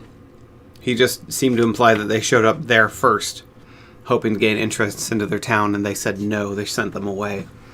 So they must have gone to Hollow Chapel next, and realizing that it was a new fledgling town without many guards, that they would have a much easier time performing the ritual there. Okay, so then those gnomes, in theory, were the first people to ever make contact with the Kindred. No, actually, yes. Yeah, they would have done it in secret. So yeah, no, you're right. Okay, that's In theory, as far as you know, they met the Kindred before. And what's very interesting, now that you bring that up and are pondering it, how are they not affected as badly as the people in Hollow Chapel? Because they are the people. Or it could have been a different stone. They might have had more than one. that's true. Or But it is just suspicious, awesome. since according to the legend, The Kindred's psionic powers were so unhinged at this point, basically, that any other sentient race that got near them would immediately get this psionic blowback and go insane. So it's very suspicious that these few gnomes would have been immune to that effect or not harmed by it for whatever reason. It could be that they got insane and did the ritual anyway. It could be. But you, Well, we still have to ask around about the surviving gnomes. Well, you did just meet someone who claimed to have known about them. Yeah, I'm not sure we actually need any more information now. I think that pretty much clears a lot of crap up. No, and Crastar was feeling as though maybe there might be something more to what that guy knows than what he was leading on. That's why Crastar wanted to leave. Smash go smash and find out what he knows. Come here! I smash! You hear from the temple, no! You know too much! Splat, splat, splat. The way you're freaking rolling, you're probably talking me into telling you.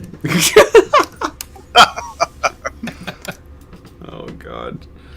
Okay, so what are you guys doing now? We're gonna leave. Probably be best to go back to the guild. Okay. So Krasdar and Grar are still on foot, right? Yeah. Okay. Well, no, Well, we sold everything, so we're all. Oh, that's right. The caravan's gone. You all are on horseback. Yeah. Okay. So you make off. It's still pretty early in the morning at this point. You didn't spend a whole lot of time in Veltstad. You make it to the point where you're just seeing the light through the jungle when everyone except for Ladis feels a strange presence coming from behind. Like something burrowing into your skull. I need everyone... It feels like there's something burrowing into my skull. And I need everyone except for Ladis to make a willpower self-control check, please. Oh, Crastar good. Whew. What is with your That's not that freaking great. rolls? Jesus. It's scripted. I need one more. That's okay. It's Nemesis, isn't it? Yes. Uh-oh. Nick and Grok. Let me check real quick. Yeah. You both take 10 psychic damage and are terrified by something behind you, and you need to get out of this jungle immediately. Something is approaching, something very dangerous and very angry with you. And that's penetrating damage, so armor does nothing against it. The other three of you, other than Ladis, feel a presence coming from behind you, something very angry with you and trying to attack your minds. Ladis, you feel nothing. Yeah. We should keep moving here a little faster up front. Just keep moving. Yeah, I spur Bob the Pony into a sprint. Okay, who is charging off ahead? Me. Or is anyone keeping a normal Crastar, pace? stay behind. Okay. So, yeah, just make two groups. Like up here if you're charging off, and back here if you're staying at the normal pace. I don't sense them at all or anything. No, nothing. Up top for charging ahead. Grok, you have no choice but to charge ahead. You're frightened, so you've got to go full speed. I'm wondering which way I'm supposed to go. Up Over here. or bottom. Okay, on the bottom. Okay. Yeah, you guys are going south, essentially. Okay, so you three are charging off. Okay, everyone but Ladis, I need another willpower check. You need another what? Another willpower self-control check. As the assault continues. Everybody? Yes, everyone but Ladis. He's immune to this. 9. Oh no. Krasdar, you get hit. Fafnir is safe. Grok is definitely not safe. Nick is not safe. Everyone but Fafnir gets hit by this one. You all take 11 points of penetrating psychic damage. Except for Fafnir and Ladis. And everyone is terrified except for Fafnir and Ladis. Crastar, run! You need to get out of this jungle immediately. well, damn. Fafnir, you know something is approaching. You feel a very unsettling presence somewhere behind you in the jungle coming towards you. But it hasn't harmed you yet. Ladis, I think we better fucking run. Okay. I think everything's cool. You know, that's cool. All right. Oh, you guys have to be separated because hey, you stayed back in the first round, so you're a little bit further behind. Now that's complicated shit. Okay, so this is the range. So you all go charging up. I see all 6 of you are moving full speed now, right? No one's hanging back anymore. Assume not, no. Okay, one more volley. I need that willpower check one more time. Oh god, I'm gonna die. This line is safety. Oh, shit. Ooh. If it makes you feel better, I'm not. Krasdar is safe. Grok is not. Nick is not. Fafnir is safe. Grar is safe. So it's just Grok and Nick. You both take 12 points of penetrating psychic damage. Oh. I'm dropped. So as I've fallen off Bob. as the three of you are riding, you see Nick just start saying nonsensical crazy talk just to himself, and he starts looking around wildly and then intentionally jumps off the pony, goes rolling, and then starts running in circles screaming out words that you don't understand because he's speaking Gnomish. He seems to have gone insane. Krastar is behind him, so I'm going to line up my horse to Try pick to- him up. Okay. Make a... On dexterity and strength check, or no, it's going to just be dexterity. I'm trying to figure out which version. Yeah, you don't let's- really need strength to pick me. Let's go with Lagardamein. Do not accidentally hurt him as you pick him up. No. You unfortunately miss and ride right past him. You could circle back if you want, but you're going to be risking staying in this jungle longer. And something very mad at you is approaching. Do you want to keep riding out? He doesn't seem to be dying from this. It's just he just seems to be gone mad at the moment. well, he's going to end up staying there. So I think I'll go ahead and. Would it be okay if I jumped off the horse, picked him up, and then got back on the horse? Be a little bit Roll easier. willpower courage to try and do that. Yes, you are capable of that. Okay. So you jump off.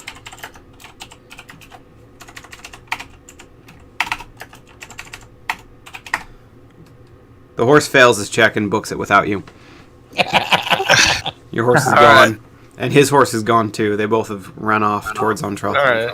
Well, then I'll pick him up with one hand, and then Just start walking out. running. Okay, that makes sense. So Krasdar and Fafnir, I need one more willpower check. 11. That's not high enough. Jeez, I cannot hit you, Fafnir. My will is strong. You take 8 points of psychic damage again. Alright. So you two have almost caught up with them. He's just running with this gnome, just dangling his arms and legs and just flailing around, yelling random gnomish words that none of you understands. I need one final check from the two of you before you both make it out of the jungle. There we go. That's enough.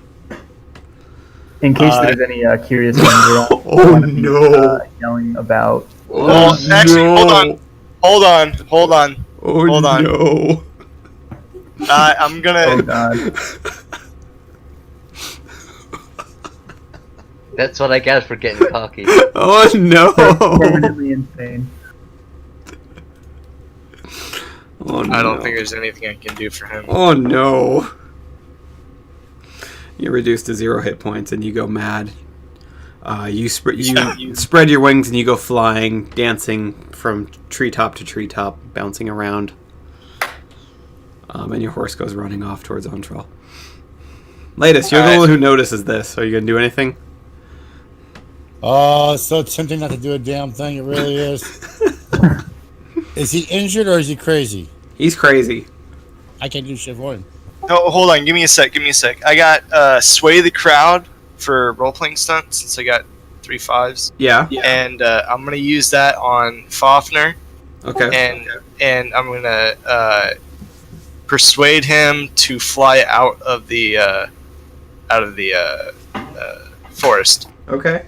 Communication persuasion, please. Fly out of the forest. That's not good enough. No. He does not hear you. That's a good attempt, though. But that's too low of a roll.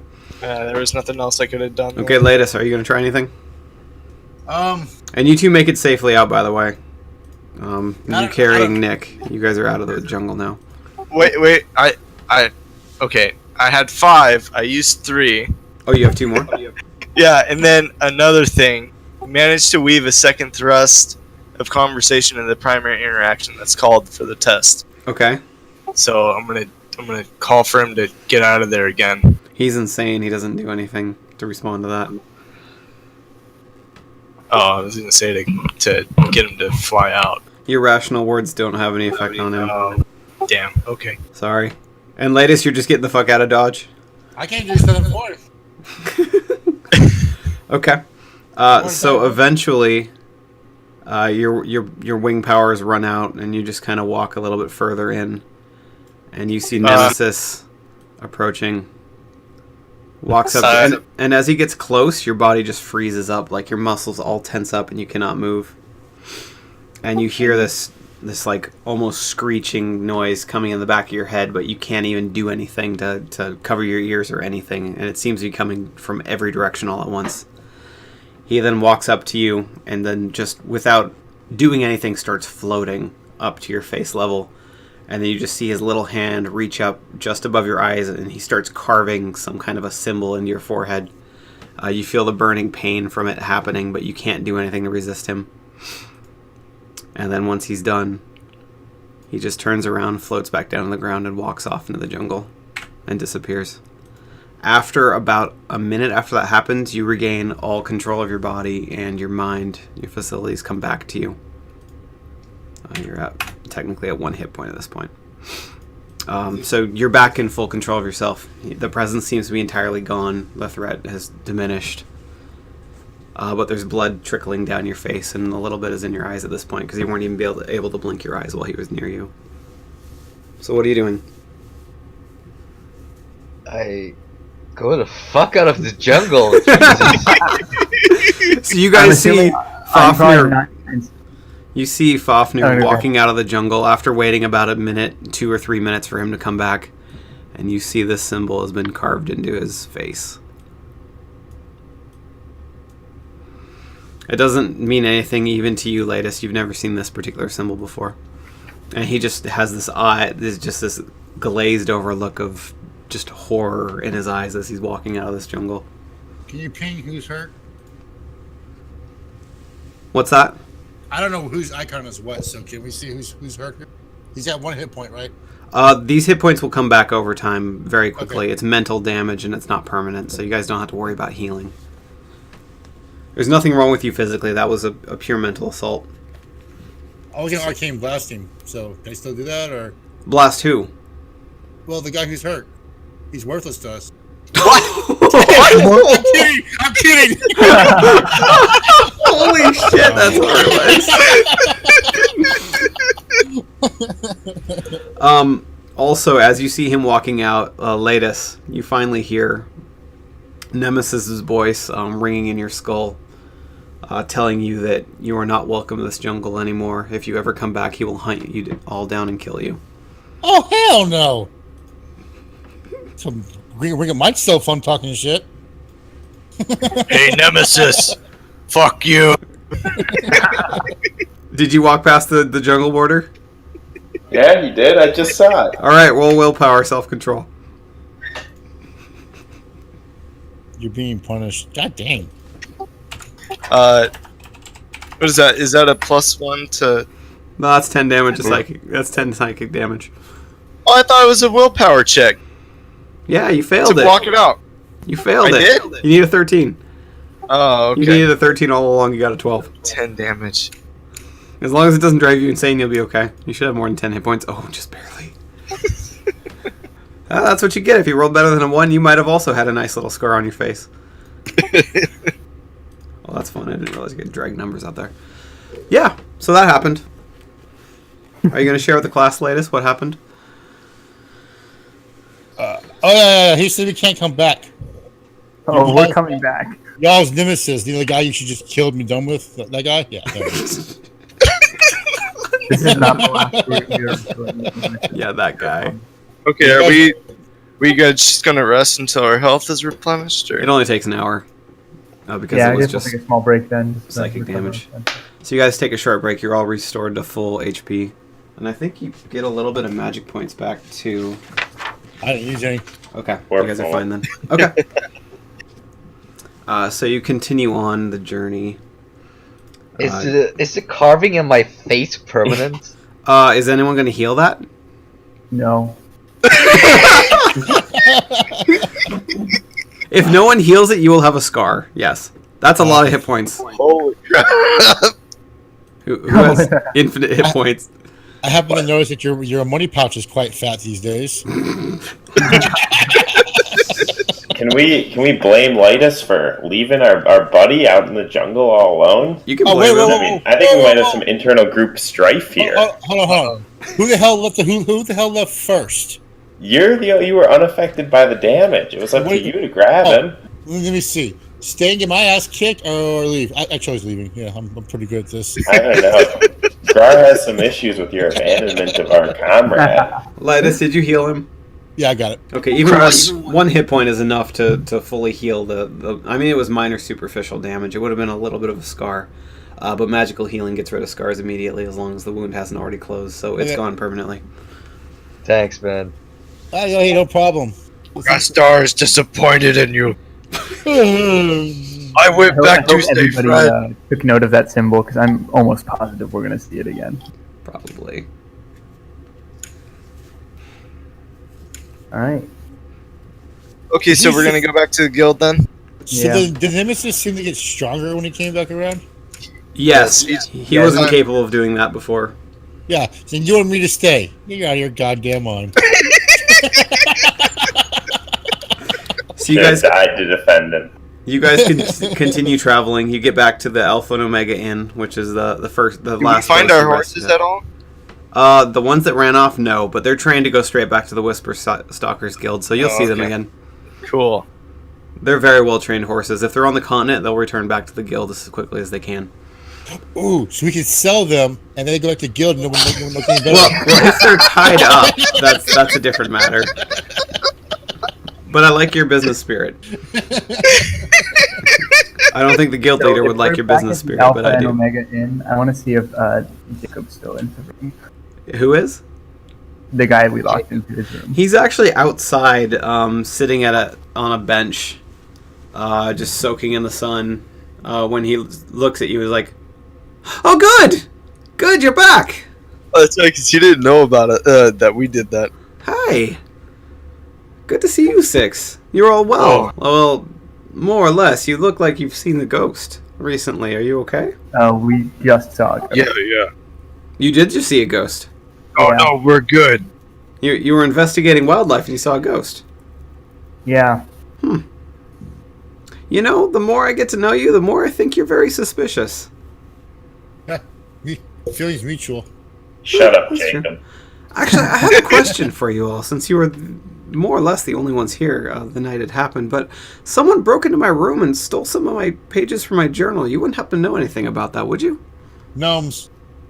Gnomes? Pretty sure there was others at the inn too. You mean him, right? That bartender. No, not that guy, no. Nick, No, right? there was like 4 other gnomes here. That was your name, Nick? You don't know where the pages in my journal are, do you? Oh, no, I have no idea. Roll communication deception. Because they're in your book. They So, are. so much for the good guy routine. You wouldn't mind me looking through that book tied to your chest then, would you? Hey, you this is leave my diary. friend alone. Wait your turn, big guy. So, This This is is my diary. It's you wouldn't mind private. me looking through that book, would you? Basically, you I said would. blah, blah, blah, blah, blah, blah, blah. He actually said that. You gotta be careful, Crosdar. If you keep doing that and you get all 3 ones, I'm gonna make you forget your language. You broke up. What did you say? If you keep rolling that communication, you get 3 1s. You're gonna forget how to speak for a while. You are just gonna say blah blah blah every time you try to talk. It's not a huge change. That's cool. You're good. You're good. Except I was able to manipulate those guys to buy those rusty weapons. Yeah, he threatened his way into 16 silver. This is true. No, it was so a Nick, you mutual said no? agreement. I said absolutely not. It's my private diary. Well, that was my private diary, and I think some of my pages are. I can actually see them. If you just hand them over, I'd be very obliged.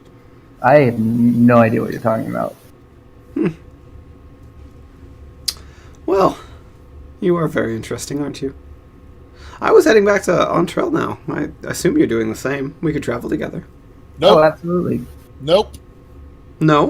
Why not? Nope. No, I I think don't- it's fine. I don't trust you.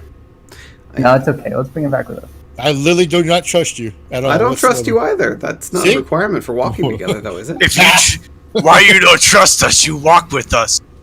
Exactly. That's what I'm trying to do. Under my breath, I want to say that we can rob him on the road. So let's let him come. Well, my objection's been been out there, so you guys whatever you want to do. I don't trust him either. That's why we're going to rob him. I'm gonna let him come with us. Me too. Wonderful. It'll be safer when we're together. Absolutely, Oh, yeah. you're right. Yeah. Maybe we'll find the missing pages of your book on the way. You think Maybe I'd they drop fell them on the floor? I don't know. Yeah, Maybe. they might have fallen out on the way. Okay. I'll keep an eye open. You do the same. Yeah, I will. So when are you guys planning on ambushing this poor guy?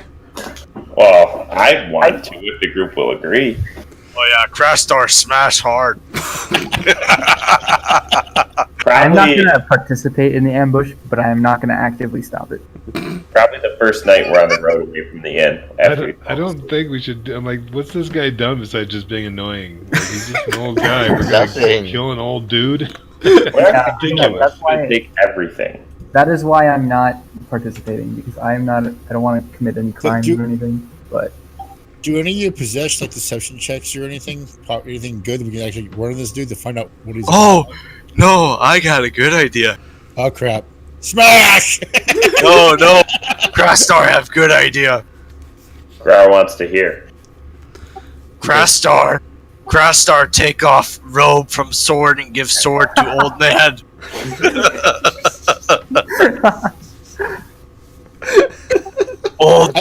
Old man, you have means protect yourself or no? Yes, I've got my staff.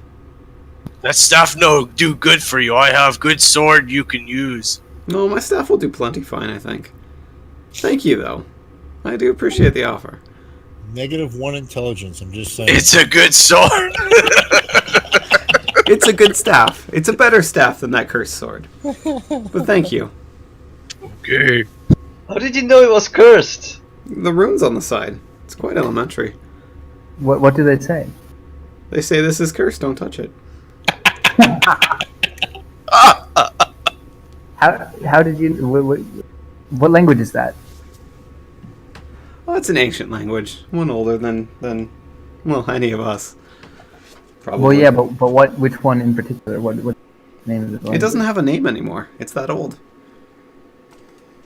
Fafnir, show him your torch. I said that not to him. He didn't hear that. But it's the same. I it's am the same- suspiciously and carefully pull out my torch. What does D say then? He takes a look. Huh.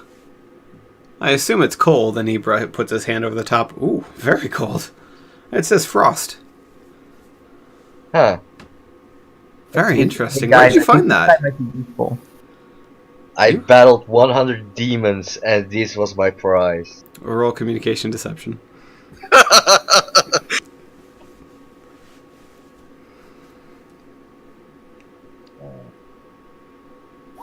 Yeah. My god! Get online with this guy. Just stop it. He says, "You know, I have fought 2 demons before. Quite tricky. 100. I assume that was very difficult. How did you come out of it alive? I had help. And who helped you? These guys. So you've all Yeah, fought yeah. 100 demons. Strength in numbers. Not me. Core the Imp was my friend. I don't say anything. I don't confirm or deny. I also actually, now knowing that this guy's apparently a freaking genius, I'm gonna pull out my transcription of tablet of the first stream and show it to him and ask him. Okay. And when I open my book, very clearly see the pages of his journal that I stole, but I just pretend that they're not there. So bad. Huh. Well, first of all, I was right. Second of all, that's very interesting. Where did you find that? What is this? What is it? Can you tell me first? The language is older than I've ever seen. It's you can tell by the way it's written, the fact that it makes a picture, but it's incomplete. I can't tell you what it is unless you have all the pieces, and that's only one piece. It's incomplete, you say? Yes. It's part of a whole. You can see how the way that the words, and he points to a few different spots, run off the page. Unless you only took picture of part of the whatever this was, not the whole thing. But this is incomplete. I can't tell you, because of the way this language seems to be structured, you need the whole thing to tell every part of it and what it means, so I'm sorry I can't be of much help. It is very interesting, though. I'm very curious where you found this, and where you found that torch, and where you found Same my place. pages in my journal. I mean, that would be interesting to know. I don't too. have a page in your journal. I just saw them. You went right by them. I don't know what you're talking about. I know you don't. You seem to have some kind of a deficiency, but I'm willing to ignore that for now. Oh, dude. I'm gonna take the team in a huddle and say, "Hey guys, that guy might be." What did he say? I think he might be useful.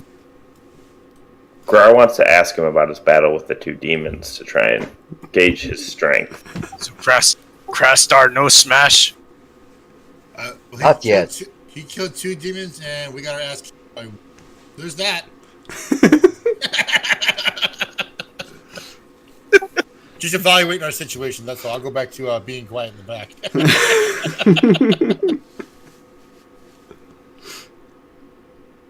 So you guys breaking your huddle and going back to him? Yep. He's just kind of like awkwardly standing 10 feet away, waiting for you guys to return. Good. Shall we continue? Yeah. Well, what was your name again? I forgot. Jacob. Jacob. Alright, thanks. Of course. Jacob, I think we might get along very well. I think so too, you know? I do. What's your business in Entrell, by the way? You're heading back rather soon. No, I just have to report my findings from the jungle, back to college. Huh. Very good. Who to? I know a lot of the people in the Entrell government. Oh, it's the guy. Well, I just mean you seem to be such hard workers. I'd hate for you not to be paid well enough. Maybe I can convince them to give you a raise. If you just tell me the name, I'd be more than happy to put in a good word for you. It's confidential. Needs no only. There are so few confidential things in the world anymore. That's even more exciting. So you continue on, and at some point you get to Watchtower, which is the military outpost in the middle between Gullifrez and Tyrell. That's the place where you stayed the second night. You all head in for the night. Is anyone doing anything before going to bed? You've been traveling all day. You're all pretty tired at this point. I'll just be wary of Jacob. Okay. I request a chair, a door, and a torch. Crastar. They bring you 2 of those 3 things. Thank you. The torch is the third. I got a door. I'm gonna lay down right in front of. Are we in separate rooms or are we all in the same Yes. room? Okay, well, I'm me gonna. and Krasdar are in the same room. Yeah, I'm gonna lay down literally up against the door. Okay. Don't touch my door. His name is Bob. Whenever Nick gets all scared, he always hangs around Krasdar. It's never been explicitly said, but he sees Krasdar as his dad. So, Krasdar, in the middle of the night, I need you to roll a willpower self-control check. Oh, you knew it was coming! Yeah. And luckily that is enough. You are not disturbed Thank this night. God I don't end up killing everyone on accident or something. So you make it through the night undisturbed. Jacob this day seems to be a lot less talkative than the former day. He's just more watching you guys and trying to observe your behaviors. occasionally taking notes in his journal. Are you guys addressing him anywhere, or just traveling peacefully? I'm gonna like fall back with him, but out of earshot of the rest of the group. Mm-hmm. And I'm gonna say, yeah. So about that thing that I showed you yesterday. Sure. If someone were to have picked up a stone tablet that had that text written on it, might they experience something strange? Absolutely. I mean, the language is ancient and likely attached to some kind of a powerful magic. To what extent exactly it would affect them, I have no idea. But I'm pretty sure it would be defended with some kind of enchantment. What if they were hearing voices in the night? Oh, hearing voices is... That could be good or Just asking bad. for a friend, you know? Asking for a friend? Oh yeah. Yeah, not any of these people. Right. This friend of yours that hears voices, the voices are asking for them to be a friend to them? Is that what you said? No. I'm asking. Oh. I'm asking. Oh, okay. Well, I don't know. I guess you have two options. Follow the voice or ignore it as best you can. But Alright. I don't know what the voice would want. Well, That seems like a very strange self-defense mechanism, just putting a voice in someone's head. I would assume it would, like, burn your hands off or drive you mad or make you a statue. Those are more fun. Don't you think? Oh, for sure. I've been immobilized before. Definitely a lot more exciting. Exactly. Also, I've been driven mad, so that's not quite as fun. No, I would imagine not. That's never happened to me, but I've seen it happen to many others. It's very unpleasant. Yeah, it's a little fresh. I agree. Does anyone else talk to him at all? No Crastar, no trust. I want the guy. Okay. You guys get to Hamlet. This is the last village before you get to Tyrell proper. And unlike last time, he goes to the Smiling Horseman Inn, which is the very much more expensive inn than the one you guys stayed at, the Weary Boot Tavern and Inn. I'm assuming none of you wants to pay for the upgrade, because you've got a free room again there. No. Paid for by the Whisperstalkers. But over this night, I do want to just copy down all the information that I took from his journal and into my own journal, so that in the morning I can give him back the pages. Okay. As a show of good faith. Not a problem. That only takes a couple hours. Okay, so you all rest. Krasdar needs to make another roll. No! Bad tough guy. Bad. Find me. Find me. No, Crastar, don't find you. Find me. Find me. Find me. Crastar. Is someone in the Crastar room does with him? I nothing. thought last night someone was in the room with him. Yeah, I tend to stay with. You wake up to him yelling these things. Crastar, don't look for you. Leave my face. Find me. Krasdar, come here! Crastar. I Crastar. Krasdar's head, in between his horns, and just giving him some like a dog having a nightmare. That's Oh, poor Krasdar. Also, Crastar. find me. Find me. I'm here. And then the voice. No, goes away. you're not here. He's not here. wait, what? Crastar, don't look. What happened? Krasdar, what happened? The voice is gone. What the did voice say told this me to time? go find him again. Crastar don't like the voice. Alright, well, I think we're gonna have to find this boy. But when Alright. Crastar looks this way, the voice is loud. And then Crastar looks that way, it's not loud. Alright, Krasdar, we'll deal with this once we get back to the guild. We'll Are there sedatives? sort it out. We'll get that voice out of your head, Krasdar. Promise. What were you saying? Crastar just... Go ahead, go ahead. No, go ahead. Go ahead. I was gonna say, Crastar wants to know why voice making in Are his you okay head. in there? Everything all right? Yeah, who is it? Guards! We heard loud noises, someone yelling. We just want to make sure everything was okay. Yeah, Crastar had bad dream. Is that a child in there? Yeah. Oh. Wait, no. Well, try to sleep, child, and have a good night. Just call if there's any problem. We will come running. Will do. Okay. Thank you. Good night. And you hear Good footsteps night. walking away.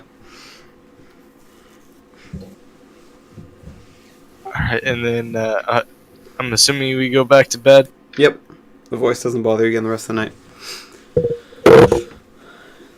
You guys all wake up and meet in the tavern area for your complimentary, not so universal breakfast. Alright, and then Yeah, I guess then we go. Are you sharing anything that happened last night, or are you guys just No, pretending? I'm that gonna didn't tell happen? them when we get back to the hotel. Okay. Too many ears. You guys hit the road. You don't find Jacob anywhere. He's not waiting for you like he was the last couple nights. He seems to have gone off on his own or slept in. I'm gonna go see if he's there because I have his journal pages. You ask the doorman, and he says Jacob woke up first light and went straight to Tyrell. You'll find him there probably. Oh, okay. Right, then I guess we get going. Okay. You do the last day travel. No incidents, no encounters or anything. Get into Tyrell in the evening. It's not dark outside, but the sun's on its way down. You go to the Truth Seeker Tavern and Inn, which is the undercover operation that houses the Whisperstalkers. I gave it a name finally. It's a large kind of a manorish building with two wings. The wing on the left, the east wing, is a restaurant, an inn, called the Truth Seeker Tavern and Inn. And the other wing is closed for renovations, and it's been closed for renovations for longer than anyone can remember. And there's always a couple customers, but there's never like a big rush. There's enough people there to no one to question why this place is still open, but not so many that anyone ever gets suspicious of your activities of your group. So it's a pretty perfect front operation to run. So you guys walk into the tavern, you say hi to the tavern keeper, who is also a bouncer, to make sure no one goes through the back door into the guild proper that you guys all travel through. And you meet with Lore Seeker Mish, your sponsor, who smiles when the six of you walk in the room and says, "Oh, good. I'm glad you're all back safely. I assume you brought presents, yes?" She looks expectantly at all of you. Yes, I have good things that you can look at. Let me see them. We'll pay you for them, of course. and then I'll take out the hand wrapped cryo sword and then the cryo frozen ruby. Okay. Are you guys handing anything else to her? The battle 3 axe. robes. The battle axe. How many robes? I have 3. Is anyone Yeah, keeping I'll- any of these? I'm not keeping any robes. I'm not keeping the rope either. There's one more out there. I believe you have 6 or 7 of the 8. So no one's keeping any. All 7 of them are going to be gone. Yeah. Okay, so you're handing And over also, I think we should probably give her the necklace that Fafnir found too, with the gnome's name on it. You handing that Oh over? yeah, the necklace too. Yeah. Okay. We have written down the name Oh, of and it. It's also, Craze. yeah, Crave. I took yeah. notes the whole Crave. time in my Hollow Chapel journal that they gave me. That's right. So, and that over too. I assume you Actually- wrote down that conclusion that you all came to, that there was some kind of a horrible ritual attempting to create Yeah. artificial life and the indignant initiative and all that kind of stuff in it. Yeah, I actually, Yeah. I actually took some actual notes in my Right. inventory. Yeah, I'm assuming as much. Okay. So you hand over the necklace. You hand over. Did you keep the personal journal or a copy of that? And Nope, handing that over? that's handed over with the Hollow Chapel journal of notes and everything. That's right. Let me see what else is. You've got all of the robes. You're handing those over. You're handing over the sword, the axe, and the gem. What about the skull pieces? Are you guys keeping those or giving them up too? I mean, I don't have the sculpture. Who has the 2 halves of the skull, the skeleton that attacked you? Krar does. Are you keeping it? She's a rogue, so I don't really know why I'd give it to her or ask her about it. Right? Who, Mish? Yeah. I mean, Well, We're- she's right your now, I think we're representative in the just doing Whisperstalkers. You're supposed to hand over any evidence that would lead to a more thorough analysis of what happened. No, I want to keep it. Okay, you keep the skull pieces. So between everything, she looks over them for a few minutes, takes notes, and yeah, obviously we tell her our theory. right. Oh, and I definitely don't forget to leave out. I tell her about how the gnomes appear to have made first contact with the kindred before right. the advents of Holograpple. So, handing in the journal, all those items, all the notes you've gathered, she gives you 175 silver pieces to split between the 6 of you as payment for a job well done.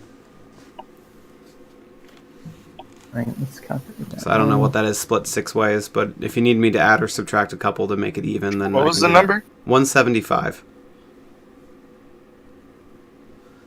29.1. If you add 5 and make it 180, will you? 180 it is. That's fine. Right, so All everybody get gets, 30, you said? yeah, everybody gets That 30. should be 30 silver apiece. And she smiles and says, "Wonderful. It's going to be a few days. We've got a couple jobs that we're negotiating terms for, prices and all that. So how about you come back beginning of next week, which is 4 days from now. Maybe you can arrange some leisure time activities or whatever you guys do on your time off, and I'll see you again then. Sound good?" Sounds good. Wonderful.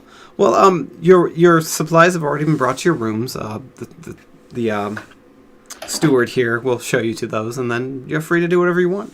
Just make sure you're here first thing in the morning, Monday morning. Okay? Got it. Wonderful. Well, I certainly chose well with my group. The other new initiates, a couple of them didn't come back, so I'm glad you did better. Very glad. Anyways, welcome to the Whisperstalkers. I'll see you on Monday. And then she walks out of the room. So we will be picking up next week, starting with some downtime. So I want you to be thinking, what would your character do in a large town that has basically anything you'd want to do, which is up to and including illegal street fighting in some less reputable neighborhoods. You could do some smithing, you could do some research in a library, basically anything. I just want you to have an idea of what your character would do for their leisure, so we can start building a location and an NPC contact and maybe have some fun shenanigans there. So that's where we're going to start next week. So Should we ever think about leveling up anytime soon? How many sessions do you think before we hit level 2? Actually, you'll be hitting level 2 at the start of, after the leisure time activities. That's going to be just enough experience for you all to go to level 2. So we will do that right after leisure time, okay? Cool. Thank you for reminding me of that. You guys just hit level 2 after fighting him, but I want you to do the bit of crafting or whatever it is you want to do, just so I have a better idea of what your characters are first. Sounds good. Wonderful. Right. Yep. Well, thank you all again. Really appreciate you joining, and I'll see you guys next week. All right. Yep. Thank you. Have a good night / morning, everyone. Thanks, mate. Right, guys.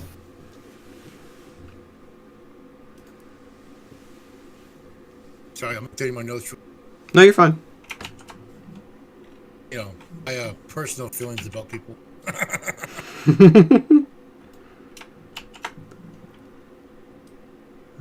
Poor Krasdar and his nightmares.